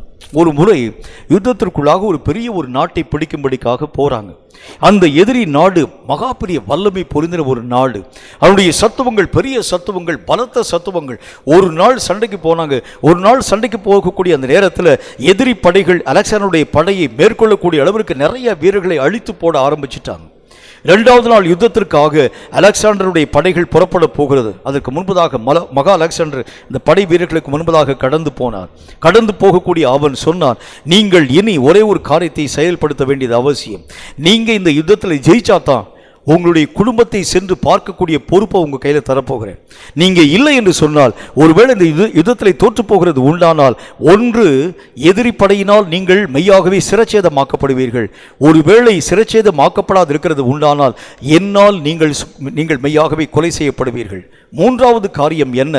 இந்த எதிரி படையை நம்ம தாக்குகிறதற்காக கடந்து போகின்றோம். ஒரு பெரிய ஒரு ஆற்றின் மேலாக அமைக்கப்பட்டிருக்கக்கூடிய, அதாவது அந்த நாட்களில் காணப்பட்டிருக்கக்கூடிய, அதாவது ஒரு பாலம்னா சிமெண்ட் வச்சு கட்டப்பட்டதில்லை, இந்த தொங்கு பாலம்னு சொல்லுவாங்க. அதாவது அந்த அநேக விதமான இந்த கயிறுகளை வைத்து கட்டப்பட்டிருக்கக்கூடிய பாலம். இந்த பாலத்தில் நீங்களெல்லாம் காலையிலே கடந்து போக வேண்டும் அப்படின்னு சொன்னார். காலையிலே கடந்து போகக்கூடிய நேரத்தில் பாலத்தினுடைய இந்த பக்கத்தினுடைய பகுதியை அறுத்து விட்டான் அலெக்சாண்டர். அவங்க போனால் இனிமே திரும்பி வர முடியாது, ஜெயிச்சா தான் திரும்பி வரக்கூடிய நிலைகளை உருவாக்க துவங்க ஆரம்பித்தோம். இந்த மாதிரியான சட்டத்திட்டங்கள் உருவாக்கப்பட ஆரம்பித்த உடனே இந்த அலெக்சாண்டர்னு பேர் வச்சிருக்கக்கூடிய ஒரு யுத்த வீரன் தான் பார்த்தீங்களா, பயந்து போயிட்டான். எங்கே ஒருவேளை யுத்தத்துக்கு போனால் அங்கே போனாலும் செத்து போயிடுவோம், ஒருவேளை நம்ம தோற்று போய் இங்கே வந்தாலும் இவனும் நம்மளை கொன்றுவான், நம்ம ஏன் யுத்தத்துக்கு போக வேண்டும் என்று சொல்லி தன்னுடைய அந்த கூடாரத்துக்குள்ளாகவே அவன் தங்கி கொள்ள ஆரம்பித்தான். இந்த படை வீரர்கள் எல்லாம் முன்னேற்றம் அடைந்து கடந்து போனாங்க. தங்களுடைய உயிரை பணையும் வைத்து யுத்தம் செய்ய துவங்கினாங்க. எல்லாரும் சண்டையில் கஷ்டப்பட்டு சண்டை போட்டு எதிரியினுடைய படைகளை அழித்து நிர்மூலமாக்கி அந்த நாட்டையும் இந்த அலெக்சாண்டருடைய நாடுகளோடு கூட ஒன்றாக்கி வெற்றியோடு கூட திரும்பி வர ஆரம்பித்தாங்க. கடைசி நாள் வந்தது. கடைசி நாளில் ஒவ்வொரு வீரருக்கும் பரிசளிக்கக்கூடிய ஒரு நிலை, பரிசளிக்கக்கூடிய நிலையில் எல்லாரும் நிற்கிறாங்க. இந்த அலெக்சாண்டருங்கிற அந்த மனுஷன், அந்த யுத்த வீரனும் போய் நிற்கிறான், உள்ள போய் நிற்கிறான். எல்லாரையும் பார்க்கக்கூடிய அலெக்சாண்டர் சொல்லுகின்றார், நீங்கள் எனக்காகவும் தாய் நாட்டிற்காகவும் நான் மன்னன் நான் சொல்லக்கூடிய வார்த்தைக்காகவும் உங்களுடைய உயிரை துச்சமாக மதித்து இந்த ஒரு காரியத்தை செயல்படுத்த ஆரம்பித்தாங்க. உங்கள் ஒவ்வொருத்தருக்கும் பாராட்டக்கூடிய நிறைய பரிசு பொருளை நான் தரப்போகின்றேன். உங்களுடைய உயிரை துச்சமாக மதித்து இந்த ஒரு காரியத்தை நீங்கள் செயல்படுத்த ஆரம்பித்ததுனால உங்களுக்கு பரிசு பொருளை நான் தரப்போகிறேன் என்று சொல்லி ஒவ்வொருவராக கடந்து வரக்கூடிய நேரத்தில் அலெக்சாண்டர் என்கிற இந்த வீரனுக்கு முன்பதாக வந்த பொழுது அவன் மகா அலெக்சாண்டரை பார்த்து நடுங்க துவங்க ஆரம்பிச்சான். இந்த மனுஷனை பற்றி தானே சில ஒற்றர்கள் அலெக்சாண்டர் முதலில் சொல்லிட்டு இருந்தாங்க, இவன் யுத்தத்துக்கே போகலை, வீட்டுக்குள்ளே போய் நல்லா போர்வை மூடி படுத்து தூக்கிட்டாங்க அலெக்சாண்டர் ஐயா அப்படின்னு சொல்லிட்டாங்க. ஆகவே இந்த மனிதனை பற்றி அலெக்சாண்டர் கேள்விப்பட்டு அவனை பார்த்து கேட்டார், நீ யுத்தத்திற்கு போனாயா? ஆமா ஐயா, இல்லையா அப்படின்னு பயந்து சொன்னான். உண்மையை சொல்லி போனாயா போகலையா? ஆமா நான் போகலையா என்று சொன்ன பொழுது அவன் சொன்னான், யுத்த வீரர்களுக்கு பரிசளிக்கக்கூடிய இடத்திலே உனக்கு என்ன வேலை? அவர்களை நான் கௌரவிக்கிறேன், நான் உன்னை இழிவுபடுத்தும்படிக்காய் இத்தனை வீரர்களுக்கு முன்பதாக நான் உன்னுடைய தலையை சிரச்சேதம் படுகிறேன் என்று சொன்னான். கொண்டு போட்டுட்டார். எதுக்கு நான் இந்த ஒரு வார்த்தையை பற்றி சொல்கிறேன்? தேவனுக்கு முன்பதாக நிற்க வேண்டும் என்றால் நீ எதையாகிலும் கர்த்தருக்கு சாதித்திருக்க வேண்டியது அவசியம். எப்படி போய் நிற்க முடியும்? சும்மா போய் எப்படி நிற்க முடியும்? கர்த்தாவை நானும் உம்முடைய பரிசுத்தமுள்ள ஆலயத்தில் உபவாச நாளில் 4 இட்லி தின்று வந்து உட்கார்ந்து போய் நிற்க முடியுமா? ஆண்டவராகிய தேவனுடைய ராஜ்யத்திற்குள்ளாக கடந்து போகக்கூடிய ஒவ்வொரு மனிதனும் யுத்த வீரனாய் கர்த்தருக்கு வல்லமையான காரியங்களை சாதித்துக் கொண்டிருக்கக்கூடிய நேரத்தில் எப்படி நீயும் நானும் கர்த்தருக்கு முன்பதாக நிற்க முடியும்? கர்த்தருடைய வேதம் சொல்கிறது, தேவனுக்கு முன்பதாக நிற்க நீ ஜாக்கிரதை உள்ளவனாய் உன்னை காத்துக்கொள். கர்த்தர் ஒரு நாளிலே அவருடைய படையிலே நின்று யுத்தம் செய்த ஒவ்வொருவனையும் நியாயம் விசாரிப்பார். என்னுடைய படைக்காக எனக்காக வைராக்கியம் காண்பித்தவன் எவன்? எனக்காக தன்னுடைய உடலையும் துச்சமாக ஒப்புக் கொடுத்தவன் எவன்? எவன் எவன் தன்னுடைய வாழ்க்கையிலே மரணத்தை கண்டு அச்சம் இல்லாமல் என் நாமத்திற்காக மெய்யாகவே தைரியமாய் கடந்து போகக்கூடிய ஒரு மனிதனாய் தன் வாழ்க்கையை ஒப்புக் கொடுத்தவன் யார்? பாராட்டப்படக்கூடிய அந்த நாளிலே நீயும் நானும் எங்கே போய் நிற்க போகின்றோம்? கர்த்தருடைய வேதம் சொல்கிறது, ஜாக்கிரதை. எந்த விஷயத்திலே ஜாக்கிரதைப்பட வேண்டும்? நீயும் நானும் யாரோ சொல்லக்கூடிய வார்த்தைக்காக அல்ல, நீயும் நானும் யாரோ பேசக்கூடிய ஒரு காரியத்திற்காக அல்ல. தேவனுக்கு முன்பதாய் ஒரு நாளிலே நான் போய் நிற்பேன். அந்த நாளில் நான் வெட்கத்தை என்னுடைய வாழ்க்கையில ஏற்றுக்கொள்ள கூடாது. அந்த நாளிலே எல்லாருக்கும் முன்பதாக நான் துக்கம் உள்ளவனாய் என்னுடைய முக நாடியை நான் தரையிலே தொங்க போட்டுக் கொள்ளக்கூடிய ஒரு நிலையோடு கூட காணப்படக்கூடாது. அந்த நாளில் தலை நிமிர்ந்து நிற்கக்கூடிய அளவிற்கு நான் கர்த்தருக்கு இந்த உலகத்தில் எதையாகிலும் சாதிக்க வேண்டும். இந்த வைராகிய நிலை, இந்த ஜாக்கிரதை உன் வாழ்க்கையிலும் என் வாழ்க்கையிலும் பற்றி பிடிக்க வேண்டியது அவசியம். வேதத்தில் ஒரு காரியம் எனக்கு ரொம்ப பிடிச்ச ஒரு விஷயம். ஆண்டவராகிய தேவனுக்கென்று யுத்தத்திற்குள்ளாக ஜனங்கள் கடந்து போனாங்களாம். அதில் தாவீதினுடைய படையிலே காணப்பட்டிருக்கக்கூடிய ஜனங்களை பற்றி வேதம் சொல்லக்கூடிய வார்த்தையில் ஒரு ஒரு ஒரு சில மக்களை பற்றி அவங்க பேசிட்டு வராங்க. என்ன சொல்றாங்க? அவர்கள் யுத்தத்திற்குள்ளாக கடந்து போகக்கூடிய நேரத்திலே பட்டயங்கள் தங்கள் கைகளிலே ஒட்டி கொள்ளக்கூடிய அளவிற்கு, கைகள் சலித்து போகக்கூடிய அளவிற்கு பட்டயத்தினால் எதிரி படைகளை வெட்டி வீழ்த்த துவங்க ஆரம்பிச்சாங்க. எந்த அளவுக்கு அவங்க வைராகியம் பாராட்டிப்பாங்க யோசிச்சு பாருங்க. எந்த அளவிற்கு தங்களுடைய ராஜாவுக்காக, தங்கள் நாட்டுக்காக வைராகியம் பூண துவங்க ஆரம்பித்தால் பட்டயம் கையை விட்டு பிரிக்க முடியாத அளவிற்கு அவர்கள் ஒட்டிக்கொள்ளக்கூடிய அளவிற்கு வெட்டியிருப்பாங்க. யோசிச்சு பாருங்க. ராஜாவாகி தாவீது ஒரு நாளில் அந்த பெலிஸ்திய ஜனங்களுக்கு விரோதமாக யுத்தம் பண்ணக்கூடிய அந்த ஒரு நேரம், அப்போ அதில் இருக்கக்கூடிய பிரதானமான ஜனங்களை பற்றி வேதம் பேசிக்கொண்டு வரக்கூடிய நேரத்தில் ஒரு மனுஷனை பற்றி கர்த்தராகிய தேவன் சொல்கிறார். ராஜாவுக்கு ரொம்ப தனித்தாக எடுத்துருச்சு. அந்த யுத்தத்திலே அவனுடைய அந்த நிலை ரொம்ப பரிதாபமான ஒரு நிலை. தண்ணீர் தாகம் எடுத்திருக்கக்கூடிய நேரத்தில் அங்கு இருக்கக்கூடிய பக்கத்தில் இருக்கக்கூடிய ஒரு வீரனை பார்த்து, தண்ணீர் மொண்டு கொண்டு வர வேண்டும், ஆனால் தண்ணீர் நம்முடைய எல்லை பகுதியில் நம்ம நின்று கொண்டிருக்கிறோம், இந்த எல்லையை தாண்டி பெலிஸ்தியனுடைய எல்லைக்குள்ள உள்ள போனால் தான் தண்ணீரை மொண்டு கொண்டு வர முடியும். அந்த பெலிஸ்தியர்கள் எல்லா விதமான மக்களும் தைரியமாய் நின்று கொண்டு நம்ம எதிர்க்கும்படிக்காய் நின்று கொண்டிருக்கிறாங்க. ராஜாவாகி தாவீது செத்து போய்விடுவான் தண்ணீர் இல்லாமல், அவனுடைய காரியங்கள் அழிந்து போகிறது உண்டானால் இஸ்ரவேலுடைய தானியத்தை நம்பசமாய் மாற்றிக்கொள்ள முடியும் என்று சொல்லி எல்லா மக்களும் ஆயுததாரியாய் நின்று கொண்டிருக்கிறார்கள். உங்களிலே எவன் ஒருவன் என்னுடைய தண்ணீருடைய தாகத்தை தீர்க்கும்படி தண்ணீரை மொண்டு கொண்டு வர முடியும்? ஒருத்தர் முன்னால போறான் பாருங்க. அத்தனை வீரர்களை அவன் தறி ஒருவனாய் சமாளித்து ராஜாவுக்கு தண்ணீரை மொண்டு கொண்டு வரக்கூடிய ஒரு மனிதனாய், எப்படி பாருங்க, தன்னுடைய ராஜாவுக்காய் வைராகியம் பாராட்டக்கூடிய வீரர்களுக்கு நடுவிலே கர்த்தருக்காய் நீயும் நானும் எப்படி வைராகியம் பாராட்டணும்? எத்தனை விதமான காரியத்தை நீயும் நானும் சாதிக்க வேண்டும், எத்தனை விதமான தன்மைகளை கர்த்தராக தேவனுக்கென்று நீயும் நானும் இந்த உலகத்திலே உருவாக்க வேண்டும். கர்த்தருக்கு முன்னால் ஒரு நாள் நான் போய் நிற்பேன். அன்றைக்கு ஆண்டவராக தேவனுக்கு முன்பதாக நான் வெட்கத்தோடு கூட நிற்கக்கூடாது. என் தேவன் என்னை பார்த்து நல்லது உண்மையும் உத்தமமுள்ள ஊழியக்காரனை சொல்ல வேண்டாமா? எனக்காக நீ காண்பித்த வைராகியத்தினுடைய நிலையை பார்க்கிறேன், எனக்காக நீ செய்த ஒவ்வொரு தியாகத்தை பார்க்கிறேன், எனக்காக ஓடின ஓட்டத்தை பார்க்கிறேன். சாத்தான் உன்னை ஓட ஓட துரத்த ஆரம்பித்தாலும் தைரியமாய் வீறு கொண்டு எழுந்து சாத்தானுக்கு முன்பதாக உன்னுடைய நெஞ்சை காண்பித்து உன்னுடைய நெஞ்சை சாத்தான் பிளக்கும்படியான ஆயுதங்களை உருவாக்கினாலும் எனக்காக அத்தனை காரியங்களையும் சகித்தாயே என்று சொல்லி கர்த்தர் பாராட்டும்படிக்காய் வாழக்கூடிய வாழ்க்கைதானே மேன்மை. இந்த விஷயத்திற்காக தைரியம் பாராட்ட வேண்டும் என்று கர்த்தர் சொல்லுகின்றார். அப்போஸ்தலனாகிய பரிசுத்த பவுலுடைய நிலைகளை பார்க்கிறோம். 2 கொரிந்தியர் 12வது அதிகாரத்தில் அதாவது இந்த 11வது அதிகாரத்தினுடைய இறுதி பகுதி நீ வாசிக்கிறது உண்டானால் கர்த்தருக்கென்று அவர் பட்ட அந்த பாடுகளை பற்றி பேசிக்கொண்டே வருவார். கள்ள சகோதரர்களால் வந்த மோசம், ஆறுகளால் வந்த மோசம், இன்னும் அநேகம் ஜனங்களால் வந்த மோசம், இன்னும் அநேகம் விதமான பிரச்சனைகளாலே அநேகம் விதமான துஷ்ட ஜனங்களால் துஷ்ட மிருகங்களால் வந்த மோசம் என்று சொல்லி, சபைகளை பற்றி தான் மோசம் என்று சொல்லி அநேகம் காரியங்களை பற்றி பேசிக்கொண்டே வர ஆரம்பிப்பார். இத்தனை பாடுகள் வேதனைகளை அப்போஸ்தலனாகிய பரிசுத்த பவுல் சகித்ததற்கு காரணம் என்ன? தேவனுக்கு முன்னால ஒரு நாள் நான் போய் நிற்பேன், ஆண்டவராகிய தேவனுக்கு முன்பதாக போய் தலை குனிந்து தலை தாழ்ந்து நிற்கக்கூடியவனாய் அல்ல, கர்த்தருக்கு முன்பதாய் திடசித்தம் உள்ளவனாய் நிற்க வேண்டும் என்று சொன்னால் என் தேவனுக்கு முன்பதாக நான் என்னுடைய காரியங்களை சொல்லக்கூடிய அளவிற்கு வைராகியம் உள்ளவனாய் காண்பிக்கப்பட வேண்டியது அவசியம். ஒரு நாள் கர்த்தரை விசாரிக்கக்கூடிய நாள் வரும். அந்த நாளிலே கர்த்தருக்கு முன்பதாக நிற்கக்கூடிய திராணி பெற்றவனாய், சாத்தானிலே இத்தனை விதமான வலிமையான ஆயுதங்களை மேற்கொள்ளக்கூடிய யுத்த வீரனாய் நான் காணப்பட்டேன் ஆண்டவரே என்று சொல்லக்கூடிய வல்லமையோடு கூட நீயும் நானும் காணப்படக்கூடிய ஜாக்கிரதை. இயேசு அந்த கடைசி நேரத்தில் யுத்தத்தை, அதாவது தன்னுடைய மரண நேரத்தில் ஜெயமான ஒரு முடிவை முடிக்க துவங்க ஆரம்பித்தார். தன் கையிலே ஒப்பு கொடுக்கப்பட்டிருக்கக்கூடிய தன் ஆவி, ஆண்டவராகிய பிதாவாகிய தேவன் அவரை நம்பி கொடுத்த ஆவி, இந்த ஆவியை தீட்டுப்படுத்த சாத்தான் எத்தனையோ வழிமுறைகளை கையாள துவங்க ஆரம்பித்தான். எத்தனையோ காரியங்களை உருவாக்கினான். அநேகம் விதமான மாம்சீக ரீதியான பயங்களை, அநேகம் விதமான ஆத்மீக ரீதியான பயங்களை, ஆத்மீக ரீதியான அநேகம் சூழ்நிலைகளை, நம்பி இருந்த சீஷர்கள் எல்லாரும் கைவிடக்கூடிய நிலைகளை, எல்லா ஜனங்களும் தூரத்திலிருந்து பார்க்கக்கூடிய நிலைகளை, அவருடைய சிந்தனைகளை எல்லாம் உடையப்படக்கூடிய காரியங்களை சாத்தான் உருவாக்க ஆரம்பித்தார். இறுதி வெற்றியிலே ஆண்டவராகிய தேவன், பிதாவே நீர் என்னை நம்பி தந்த ஆவியை கைகளில் நான் ஒப்புக் கொடுக்கிறேன், எந்த பழுதும் இல்லாமல் எந்த தீட்டும் இல்லாமல் எத்தனையோ விதமான மார்க்க பேதங்களை சாத்தான் உண்டாக்க ஆரம்பித்தாலும் அவனுடைய கரங்களிலே நின்று இந்த ஆவியை நான் காப்பாற்றி கைகளிலே நீர் என்னுடைய கைகளில் இந்த ஆவியை எப்படி மாசு மறு இல்லாமல் தந்தீரோ அதே போல மாசு மறு இல்லாமல் உமக்கு முன்பதாக நிற்க திராணி உள்ளவனாய் மாற்றப்படும்படி இந்த ஆவியை உம்முடைய கரங்களிலே தருகின்றேன். எத்தனை மேன்மை பாருங்கள், எத்தனை மகிமை! இப்படிப்பட்ட வாழ்க்கை வாழ வேண்டும் என்று சொன்னால் ஆண்டவருக்கு முன்பதாக நிற்க வேண்டும் என்கின்ற ஒரு தைரியம் நம்முடைய வாழ்க்கையில் வாழணும். கர்த்தருக்கு முன்னால் எப்போ நம்மளால் தைரியமாக நிற்க முடியும்? உதாரணமாக பாருங்களேன், அதாவது ஒரு ஸ்கூலில் நீங்கள் படிக்கிறீங்கன்னு வச்சுங்க. ஃபார் எக்ஸாம்பிள், ஸ்கூலில் படிக்கிறீங்க.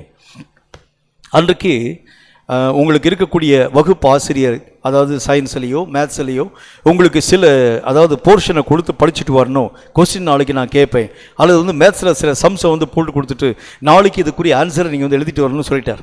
50 கொஸ்டினை கேட்டுட்டார், 50 கணக்கு நீங்கள் போடணும்னு சொல்லிட்டார். நீங்கள் அன்றைக்கி போன உடனே பார்த்தீங்கன்னா வீட்டில் உறவினர்கள் வந்தாங்க, சொந்தக்காரங்க வந்தாங்க, டிவியை பார்த்தீங்க, விளாண்டிங்க. இப்போ டிவியெல்லாம் மூலையில் போட்டாச்சு. இப்போ வந்து நம்ம மொபைல் ஃபோனில் உட்கார்ந்து கொண்டு நிறைய அதாவது அந்த எத்தனையோ கேம்ஸ்லாம் இருக்குது பார்த்தீங்கன்னா, அதை வச்சு விளையாட ஆரம்பித்தோம். நேரம் போகிறதே நமக்கு தெரியலை. காலையில் வழக்கம் போல் 8 மணிக்கு நாம் எழுந்தோம். அம்மா எழுப்புனாங்க. எந்திரிச்சு ஸ்கூலுக்கு போனாலும் நம்ம வந்து எந்திரிக்காமலும் குளிக்காமலும் மற்ற காரியங்களை செய்யாமலும் அப்படியே வந்து நம்ம ஸ்கூலுக்கு வேகமாக ஓடக்கூடிய நேரத்தில் நம்முடைய நண்பன், நம்மோடு கூட வரக்கூடிய நண்பன் திடீர்னு சொல்லி நம்மை பார்த்து கேட்குறான், டேய் நேற்று ஹோம்ஒர்க் கொடுத்தாங்களே ஞாபகம் இருக்கா? ஐயோ எனக்கு மறந்து போயிடுச்சு, எல்லாத்தையும் நான் மறந்து போயிட்டேனே என்று சொல்லி யோசிக்கக்கூடிய நேரத்தில் இந்த தம்பி ஒரு ஆவிக்குரிய தம்பியாக இருக்கிறான்னு வச்சுக்கணுமே, அவன் போகிற வழியில் என்ன ஜெபம் பண்ண ஆரம்பிக்கிறான், ஆண்டவரே எங்கள் ஆசிரியருக்கு ஏதாச்சும் வந்துடாதா, ஏதாச்சும் ஒரு காரியம் நடந்துடாதா, எனக்கு இன்றைக்கி ஸ்கூலுக்கு லீவ் விட மாட்டாங்களா, இந்த ஆசிரியர் வரக்கூடிய ஆசிரியர் எனக்கு வந்து எந்த விதமான பிரச்சனையும் கேட்கக்கூடாது ஆண்டவரே என்று சொல்லி ஜெபிக்கக்கூடிய நேரத்தில் முதல் பீரியடே மேத்ஸ் பீரியட்னு வச்சுக்கோங்க. ஃபஸ்ட்டு பீரியடே மேத்ஸ் பீரியட். வந்த உடனே மீண்டும் அந்த தம்பி ஜெபிக்கிறார், ஆண்டவரே இந்த மேத்ஸ் வாரி அட்டண்டன்ஸ் எடுக்கட்டும், எல்லா காரியத்தையும் எடுக்கட்டும், ஆனால் போட்ட சம்மா வருது மறந்துடணும் ஆண்டவரே, இதை பற்றி எந்த விதமான கேள்வியும் கேட்கக்கூடாது, அப்படி நீர் சொல்கிறது உண்டானால் இந்த ஸ்லிங் அண்ட் ஸ்டோனில் நானே வந்து சாட்சி எழுதி அனுப்பிவிட்றேன், அந்த கீழே அந்த அந்த அந்த அந்த அந்த கமெண்ட் பாக்ஸில் நானே போட்டு விட்றேன் ஆண்டவரே. இப்படிலாம் நான் வந்து பொருத்தனைப்படி ஜெபிக்கக்கூடிய நேரத்தில் மேத்ஸ் டீச்சர் வந்து அட்டண்டன்ஸ்லாம் எடுத்து முடிச்சிட்டார். எல்லா காரியம் முடிந்த பிறகு முதலாக எழக்கூடிய நேரத்தில் மேத்ஸ் சார் அடுத்த பாடத்தை நடத்த போகிறார். ஆனால் முன் வரிசையில் உட்கார்ந்துருக்கக்கூடிய மாணவன், ஐயா நேற்று ஒரு 50 சம் போட்டிங்க செஞ்சுட்டு வர சொல்ல, அவனுக்கு மேலே வரக்கூடிய கடுப்பு இருக்கு பாருங்க, கோவம் இருக்கு பாருங்க, அத்தனை எரிச்சல், அவ்வளோ கோவம், இவன் ஏன் இந்த மாதிரி செஞ்சுட்டான் என்று சொல்லி ஆசிரியர், ஆமாம்மா நல்லவேளை நான் அடுத்த பாடத்தை நடத்துறதுக்குன்னு போயிட்டேன், இந்த மேத்ஸ் சம்மை நீங்கள் போட்டு கொடுக்குன்னு சொன்னேன், எல்லாரும் கொண்டு வந்து காமிங்கன்னு சொல்லி கேட்கிறார். நம்மை அறியாத ஒரு பயம். முன் வரிசையில் 2வது பெஞ்சில் உட்காந்துருக்கணும்னு வச்சுங்களேன், 2வது ரோவில் உட்காந்துருக்கணும்னு வச்சுங்களேன், 2வது ரோ காண்பிக்கக்கூடிய நேரத்தில் அப்படியே பெஞ்சுக்கு அடியிலே போய் 3வது ரோவில் போய் உட்காந்துருவோம். 3வது ரோவில் இருக்கக்கூடிய அந்த மக்கள் வரும்போது 4வது ரோவில் போய் உட்கார்ந்துருவோம். எப்படியாக தப்பித்துக் கொள்ளக்கூடிய ஒரு நிலை. இதே இதில் கொஞ்சம் நீங்கள் கான்ட்ரவர்சியாக யோசிச்சு பாருங்க. இப்பொழுது அந்த சம்மை போடக்கூடிய நேரத்தில் சம்மை உங்கள் அந்த ஆசிரியர் போட்ட உடனே வீட்டுக்கு வர்றீங்க, வந்து உட்கார்ந்த மாத்திரத்தில் 50 சம்மையும் போட்டு முடிச்சிட்டீங்க. ஒரே அடியில் போட்டு முடிச்சிட்டிங்க. கரெக்டாக ஒரு 25 நிமிஷத்தில் போட்டு முடிச்சிட்டிங்க. உங்களுடைய நண்பன்கிட்ட நீங்கள் வந்து தொலைபேசியில் தொடர்பு கொண்டு கேட்குறீங்க, சம்மு போட்டிங்களா? ஐயோ சம்ம நான் வந்து ஒரே ஒரு சம்மு போட்டு பார்த்தேன்டா, வரவே மாட்டேங்குதுன்னு சொல்கிறான்.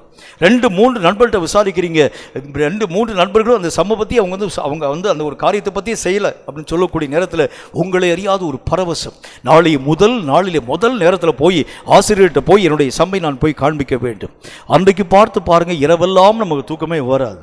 காலையில் அதாவது 1 மணிக்கு எந்திரிச்சு அம்மாவை தட்டி எழுப்பி, இன்னும் விடியலையாமா, சீக்கிரம் எந்திரிச்சு சமையல்லாம் பண்ணி கொடுங்க கேட்க ஆரம்பிப்போம். இன்னும் விடியலையாமா 2 மணிக்கு 3 மணிக்கு 4 மணிக்கு சீக்கிரமாக எந்திரிச்சு அது ஸ்கூலுக்கு போகக்கூடிய அன்றைக்கி பார்த்து ரொம்ப ஸ்லோவாக நேரம் ஓடுகிறதை பார்க்க முடியும். அந்த ஆசிரியரும் வரக்கூடிய நேரத்தில் ஆசிரியர் எல்லா விதமான காரியத்தையும் அட்டண்டன்ஸ் எல்லாம் எடுக்கக்கூடிய நேரத்தில் முடித்தவுடன் முதல் மாணவனாய் நீங்கள் தான் போய் சொல்லுவீங்க. என்ன சொல்லுவீங்க? ஐயா நீங்கள் வந்து இந்த சம் போட்டுக்கிறீங்க, இந்த சம்மை 50 சம்மை நாங்கள் மெய்யாகவே நாங்கள் செஞ்சு முடிச்சிட்டோம். எதற்கு?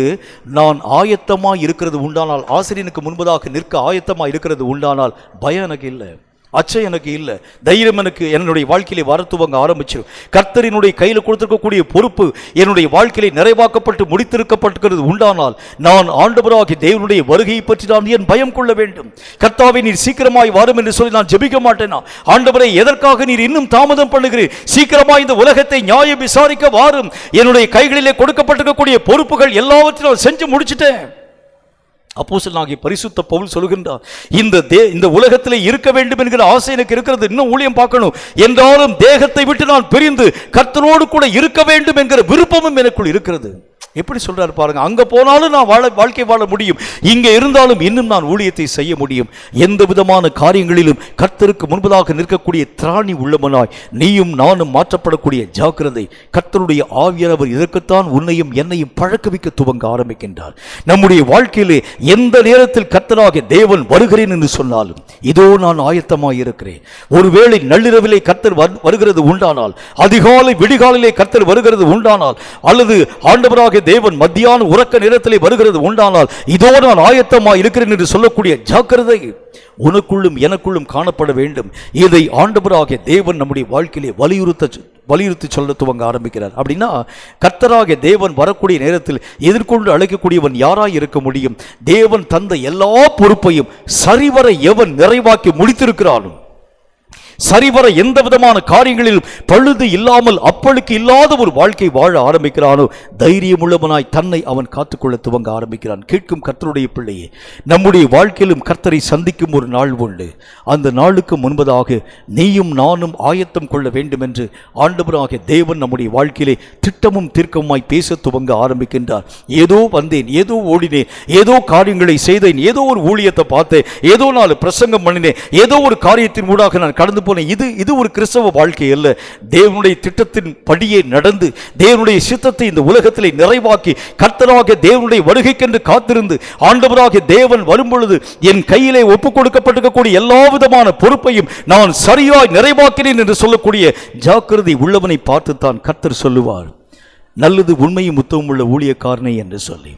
சகோதரன் தினகரன் அடிக்கடி சொல்லக்கூடிய ஒரு நல்ல ஒரு உதாரணம், அமெரிக்க ஐக்கிய நாடுகளிலே ஒரு முறை ஊழியத்திற்காக அவர் கடந்து போயிருந்தாராம். போகிறதற்கு முன்பதாக அமெரிக்காவுக்கு நீங்கள் வருகிறது உண்டானால் எங்களுடைய வீட்டிலே தான் நீங்கள் தங்க வேண்டும் என்று சொல்லி ஒரு குடும்பத்திலே காணப்படக்கூடிய ஜனங்கள் அடிக்கடியாக அவருக்கு, அதாவது அந்த நாட்கள் கடிதம் தான் உண்டு, கடிதத்தில் அடிக்கடியாக எழுதுகிறது வழக்கம். நான் கட்டாயம் அமெரிக்கா வருகிறது உண்டானால் உங்களுடைய வீட்டுக்கு நான் வந்து தங்குகிறேன் என்று சொல்லி இந்த சகோதரனும் அடிக்கடியாக அவங்களுக்கு கடிதம் எழுதுகிறது வழக்கம். ஒரு முறை அமெரிக்க ஐக்கிய நாடுகளுக்கு அந்த ஊழியத்திற்காக கடந்து போகக்கூடிய நேரம், அப்போ பெரிய லாட்ஜ் தங்குகிறதற்காக அந்த தேவனுடைய மனிதனுக்கு அரேஞ்ச் பண்ணியிருந்தாங்க. அவர் சொன்னார், இல்லை இங்கே ஒரு குடும்பத்தார் அடிக்கடியாக என்கிட்ட சொல்லிட்டே வருவாங்க, எங்கள் வீடு ரொம்ப பெரிய வீடு, நீங்கள் தயவுசெய்து எங்கள் வீட்டில் தங்க வேண்டும்னு சொல்லுவாங்க, இந்த லாட்ஜுக்குரிய காரியம் எனக்கு வேண்டாம், அந்த வீட்டில் போய் நான் தங்குகிறேன் என்று சொல்லி அந்த வீட்டினுடைய விலாசத்தை கொடுத்த பொழுது அங்கு அரேஞ்ச் பண்ணியிருக்கக்கூடிய மீட்டிங் அரேஞ்ச் பண்ணியிருக்கக்கூடிய மக்களே சகோதரனை கொண்டு போய் அவங்க வீட்டில் கொண்டு போய் விட்டாங்களா. வீட்டில் போகக்கூடிய நேரத்தில் என்ன ஒரு காரியம் உருவாக்கப்படுது, அந்த வீட்டில் இருக்கக்கூடிய ஜனங்கள் ஏதோ ஒரு முக்கியமான அலுவலுக்காக, ஏதோ ஒரு முக்கியமான ஒரு பணிக்காக அந்த அமெரிக்காவில் காணப்படக்கூடிய வேறொரு பட்டணத்துக்கு போயிட்டாங்க. 1 வாரம் கழிச்சு தான் வருவாங்க. அப்போ அந்த வீட்டில் இருக்கக்கூடிய அந்த காவல்காரனும் தோட்டக்காரனும், அந்த வீட்டில் இருக்கக்கூடிய பணிவிடைக்காரனும் தோட்டக்காரன் தான் நிற்கிறான். சகோதரனை பார்த்துட்டாங்க, ஐயா வாங்கய்யா சூத்தலையா, நீங்கள் எங்கள் வீட்டுக்கு வந்து ரொம்ப ஆசீர்வாதம், அம்மாவும் ஐயாவும் அடிக்கடி சொல்லுவாங்க, ஐயா என்னைக்காச்சும் வருகிறது உன்னால் கட்டாயம் நம்முடைய வீட்டில் வச்சு நீங்கள் உபசரிக்க வேண்டும் என்கிறதை பற்றி எங்களோடு கூட பேசுகிறது வழக்கம், இங்கே வந்து தங்க வேண்டும்னு சொன்னாங்க. இல்லை அவங்க ஊரில் இல்லை, ஆகவே நான் போய் வழக்கம் போல் இவங்க எனக்கு அரேஞ்ச் பண்ணக்கூடிய இந்த லாட்ஜிலே நான் போய் ஸ்டே பண்ணுறேன். இல்லையா அவங்க ரொம்ப வருத்தப்படுவாங்க, கட்டாயம் எங்கள் வீட்டில் வந்து தங்க வேண்டும் என்று சொன்ன பொழுது அங்கு அதாவது அரேஞ்ச் பண்ணிருக்கக்கூடிய மக்களை பார்த்து சகோதரன் சொன்னால் அந்த வீட்டில் ஸ்டே பண்ணிக்கிறேன், ஒவ்வொரு நாளும் மீட்டிங்க்கு என்னை இங்கேருந்து இங்கே கூட்டிகிட்டு போங்க அப்படின்னு சொல்லியிருந்தார். வீட்டுக்குள்ளே போய் பார்த்தா அவ்வளவு நேர்த்தி, எந்த டஸ்ட் கூட இல்லை, எந்த விதமான காரியத்திலும் எந்த விதமான அழுக்கோ எந்த விதமான குப்பையோ கூழங்களோ இல்லாமல் எல்லா இடங்களும் நேர்த்தியாக்கப்பட்டிருக்கக்கூடிய ஒரு நிலை. இவருக்கு ஒரு பெரிய ஒரு ஆச்சரியம். அங்கே இருக்கக்கூடிய பணியாளையும் அங்கே இருக்கக்கூடிய தோட்டக்காரனையும் பார்த்தாரு. தோட்டத்தில் போய் பார்த்தீங்கன்னா ஒரு இலை கூட, காஞ்ச இலை கூட பார்க்க முடியாது, கீழே விழுந்த இலையை பார்க்க முடியாது, எல்லாம் நேர்த்தியாக சுத்திகரிக்கப்பட்டிருக்கக்கூடிய ஒரு நிலையோடு கூட காணப்பட்டது. அப்போ சகோதரனுக்கு ஒரு ஆச்சரியம், இந்த வீட்டு எஜமான் என்னைக்கு போனார், இவர் போய் ஏறக்குறைய 4 நாள் ஆயிடுச்சையா அப்படின்னு சொன்னாங்க. 4 நாள் ஆயிடுச்சா? இந்த வீட்டில் எல்லா விதமான பொருளும் அவ்வளவு நேர்த்தியாய் வைக்கப்பட்டிருக்கிறது, எல்லா விதமான காரியங்களும் அவ்வளவு சுத்தமாய் வைக்கப்பட்டிருக்கிறது. எந்த இடத்திலும் பார்த்தால், அதாவது அந்த கார்டனுக்குள்ளாக நடக்கிறது உண்டானால் ஒரு காய்ந்த சருகு இலையை கூட பார்க்க முடியல, எல்லா விதமான காரியங்களும் சரியாக நீர் பாய்ச்சப்பட்டு நேர்த்தியாக விளக்கப்பட்டிருக்கிறது. ஒரு எஜமான் இருந்தால் கூட இந்த மாதிரி செய்ய மாட்டாங்களே, நீங்க இந்த அளவுக்கு உண்மையா இருக்கிறதுடைய காரணம் என்ன அப்படின்னு சகோதரன் அந்த வேலைக்காரனை பார்த்தும் அந்த தோட்டக்காரனை பார்த்தும் கேட்டார். அதற்கு அவர்கள் சொன்ன பதில் ரொம்ப ஆச்சரியப்படுத்தப்பட துவங்க ஆரம்பித்தது. அவர்கள் சொன்னார்கள், எங்கள் எஜமான் எந்த நேரத்திலும் வந்து விடுவார் என்று சொல்லக்கூடிய நிலையோடு கூட நாங்கள் பணிகளை செய்ய ஆரம்பிச்சிருவோம். ஒருவேளை நாங்கள் இப்போ சோம்பி இருக்கக்கூடிய நேரத்தில் எஜமான் வந்து நாங்கள் தவறான காரியங்களை செய்கிறதை காண்கிறது உண்டானால் எஜமானங்களுக்கு பனிஷ்மெண்ட் தந்துருவாரே, ஆகவே எல்லா நேரத்திலும் எந்த நேரத்தில் எஜமான் வருவாரோ என்று சொல்லி ஆயத்தமாக எல்லா நேரத்திலும் நாங்கள் காத்திருக்க துவங்க ஆரம்பித்து விடுகின்றோம். இரவெல்லாம் இந்த தோட்டக்காரன் பார்த்துக் கொள்வான், பகலெல்லாம் இந்த வீட்டிலே வேலை செய்யக்கூடிய நான் பார்த்துக் கொள்வேன். ஒருவேளை ராத்திரி விழித்திருக்கக்கூடிய தோட்டக்காரனுக்கு பகலில் தூக்கம் வருகிறது உண்டானால் பகல் நேரம் முழுவதும் எல்லா விதமான பணிகளையும் நான் பார்த்துக் கொள்வேன். 2 பேரும் மாறி மாறி பார்க்கறதுனால இந்த வீட்டு சொந்தக்காரர்கள் இருக்கக்கூடிய நேரத்தை காட்டிலும் அதிக சுத்தமாக இருக்கிறதுக்கு காரணம் இதுதான்ங்கிறதை பற்றி பேச ஆரம்பிச்சாங்க. கேட்கும் கர்த்தருடைய பிள்ளையே, கர்த்தராகிய தேவன் எந்த நேரத்தில் வந்தாலும் நிற்க பாத்திரவானாய் உன்னை நிறுத்தும் ஜாக்கிரதை உனக்குள்ளும் எனக்குள்ளும் உருவாக்கப்பட வேண்டியது அவசியம். என்ன. ஒரே ஒரு விஷயத்தை நான் சொல்லி முடிச்சிட்டேன். பிரசங்கியின் புஸ்தகம் 9வது அதிகாரம் 10வது வசனம் இந்த வார்த்தையை நமக்கு சொல்கிறது. பிரசங்கியின் புஸ்தகம் 9வது அதிகாரம் 10வது வசனத்தை வாசிக்க கேளுங்கள். செய்யும்படி உன் கைக்கு நேரிடுகிறது எதுவோ, உன் கைக்கு நேரிடக்கூடியது எதுவோ அதை உன் பலத்தோடே நீ செய்ய வேண்டும். நீ போகின்ற பாதாளத்திலே செய்கையும் வித்தையும் அறிவும் ஞானமும் இல்லையே. கர்த்தருடைய வேதத்துல நீ செய்யக்கூடிய காரியம் எது உண்டோ அதை உன் பலத்தோடு நீ செய்ய வேண்டும்.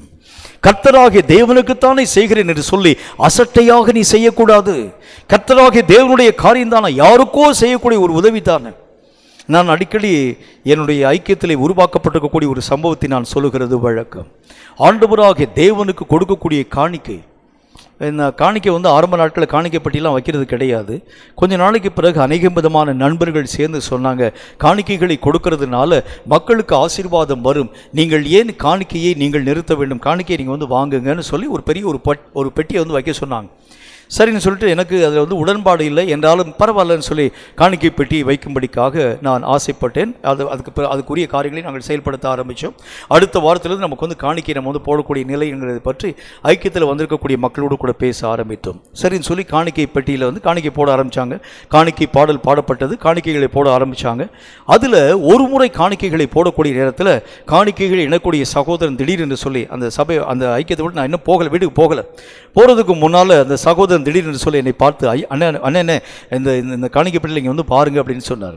என்னன்னு பார்த்தீங்கன்னா, அந்த காலத்தில் இருக்கக்கூடிய அந்த 5 ரூபாய் நோட்டு, 5 ரூபாய் நோட்டினுடைய ஒரு பகுதி மட்டும் இருக்கிற, இன்னொரு பகுதி இல்லை. அந்த பகுதி அதாவது அந்த வெள்ளை இருக்கக்கூடிய அந்த பகுதியில் அந்த காணிக்கை போட்ட நண்பர் எழுதியிருக்கின்றார், செல்லாததை செல்ல பண்ண கர்த்தராகிய தேவனால் முடியும்னு எழுதியிருக்கிறார். யோசிச்சு பாருங்க, கர்த்தராகிய தேவனுக்கு நீ செய்யும் போது முழு பலத்தோடு செய், முழு காரியத்தோடு கூட செய். கர்த்தராகிய தேவனுக்கு நீ செய்கிறாய், அவர் உனக்கு செய்யக்கூடிய காரியத்தை பாருங்க. எந்த காரியத்தையும் ஒளித்தும் மறைத்தும் கர்த்தர் செய்யல. கர்த்தருக்கு யுத்தம் செய்கிறது உண்டானால் முழு சத்துவத்தை பயன்படுத்து. கர்த்தருக்கு ஊழியம் செய்கிறது உண்டானால் முழு பலத்தை நீ அதிலே பயன்படுத்த வேண்டும். கர்த்தராகிய தேவனுக்கு நீ எதை செய்தாலும் உன் முழு பலத்தோடு நீ காரியங்களை செயல்படுத்த வேண்டும் என்று கர்த்தருடைய வேதம் நமக்கு மெய்யாகவே சுட்டி காண்பிக்க ஆரம்பிக்கிறது. கேட்கும் கர்த்தருடைய பிள்ளையை, கர்த்தராகிய தேவனுக்கு செய்கிறோம் என்கிறதற்காக ஏனோதானோ என்று அல்ல, ஊழியம் செய்கிறோம் என்பதற்காக ஏதோ ஒரு காரியத்திற்காக அல்ல, தேவனுக்கு எதை செய்தாலும் முழு பலத்தோடு கூட செய்யக்கூடியவனைத்தான் கர்த்தராகிய தேவன் பயன்படுத்துகிறேன் என்று சொல்லுகின்றார். இயேசு செய்த ஊழியத்திலே எந்த காரியத்திலும் அரைகுறையான ஊழியத்தை உங்களாலும் என்னாலும் பார்க்க முடியாது. எந்த காரியமாக செயல்படுத்த ஆரம்பித்தாலும் முழு பலத்தை முழு மனதை அதிலே செலுத்தி கர்த்தராகிய தேவன் தன்னுடைய ஊழியங்களை நிறைவாக்கி முடித்தார். கடைசி காலத்திலே யுத்தத்தின் பொறுப்பை ஆண்டவர் நம்முடைய கரங்களிலே தந்திருக்கின்றார்.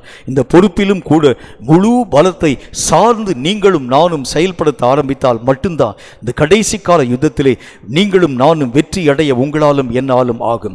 தேவன் நம்முடைய கைகளை இப்படியே மையாகவே பழக்கப்படுத்தி யுத்தத்திற்கு என்கிற ஆயத்தத்தின் ஊடாக நம்மை அழைத்து கொண்டு போகின்றார். அவருடைய கரங்களிலே உங்கள் கைகளை ஒப்புக் கொடுக்கிறது உண்டானால் இந்த கர்த்தராகிய தேவன் பழக்க வைக்கக்கூடிய இந்த பழக்கத்தின்படியே யுத்தத்திலே வெற்றி பெற உங்களாலும் என்னாலும் ஆகும். தலைகளை தாழ்த்தி கண்களை மூடி கர்த்தரை நோக்கி நாம் ஜெபம் செய்வோம். எங்களை அதிகமாக நேசிக்கிற எங்கள் அன்பின் பரலோக பிதாவே, இந்த வார்த்தைகளை கேட்ட உம்முடைய பிள்ளைகள் யாராயிருந்தாலும் கர்த்தராகிய தேவனுடைய காரியத்திலே ஜாக்கிரதையினால் ஆளக்கூடிய உரிமைகளை பெற்றுக்கொள்ள பிள்ளைகளாய் அவர்கள் ஒவ்வொருவரையும் நீர் உருவாக்கி தருவீராக.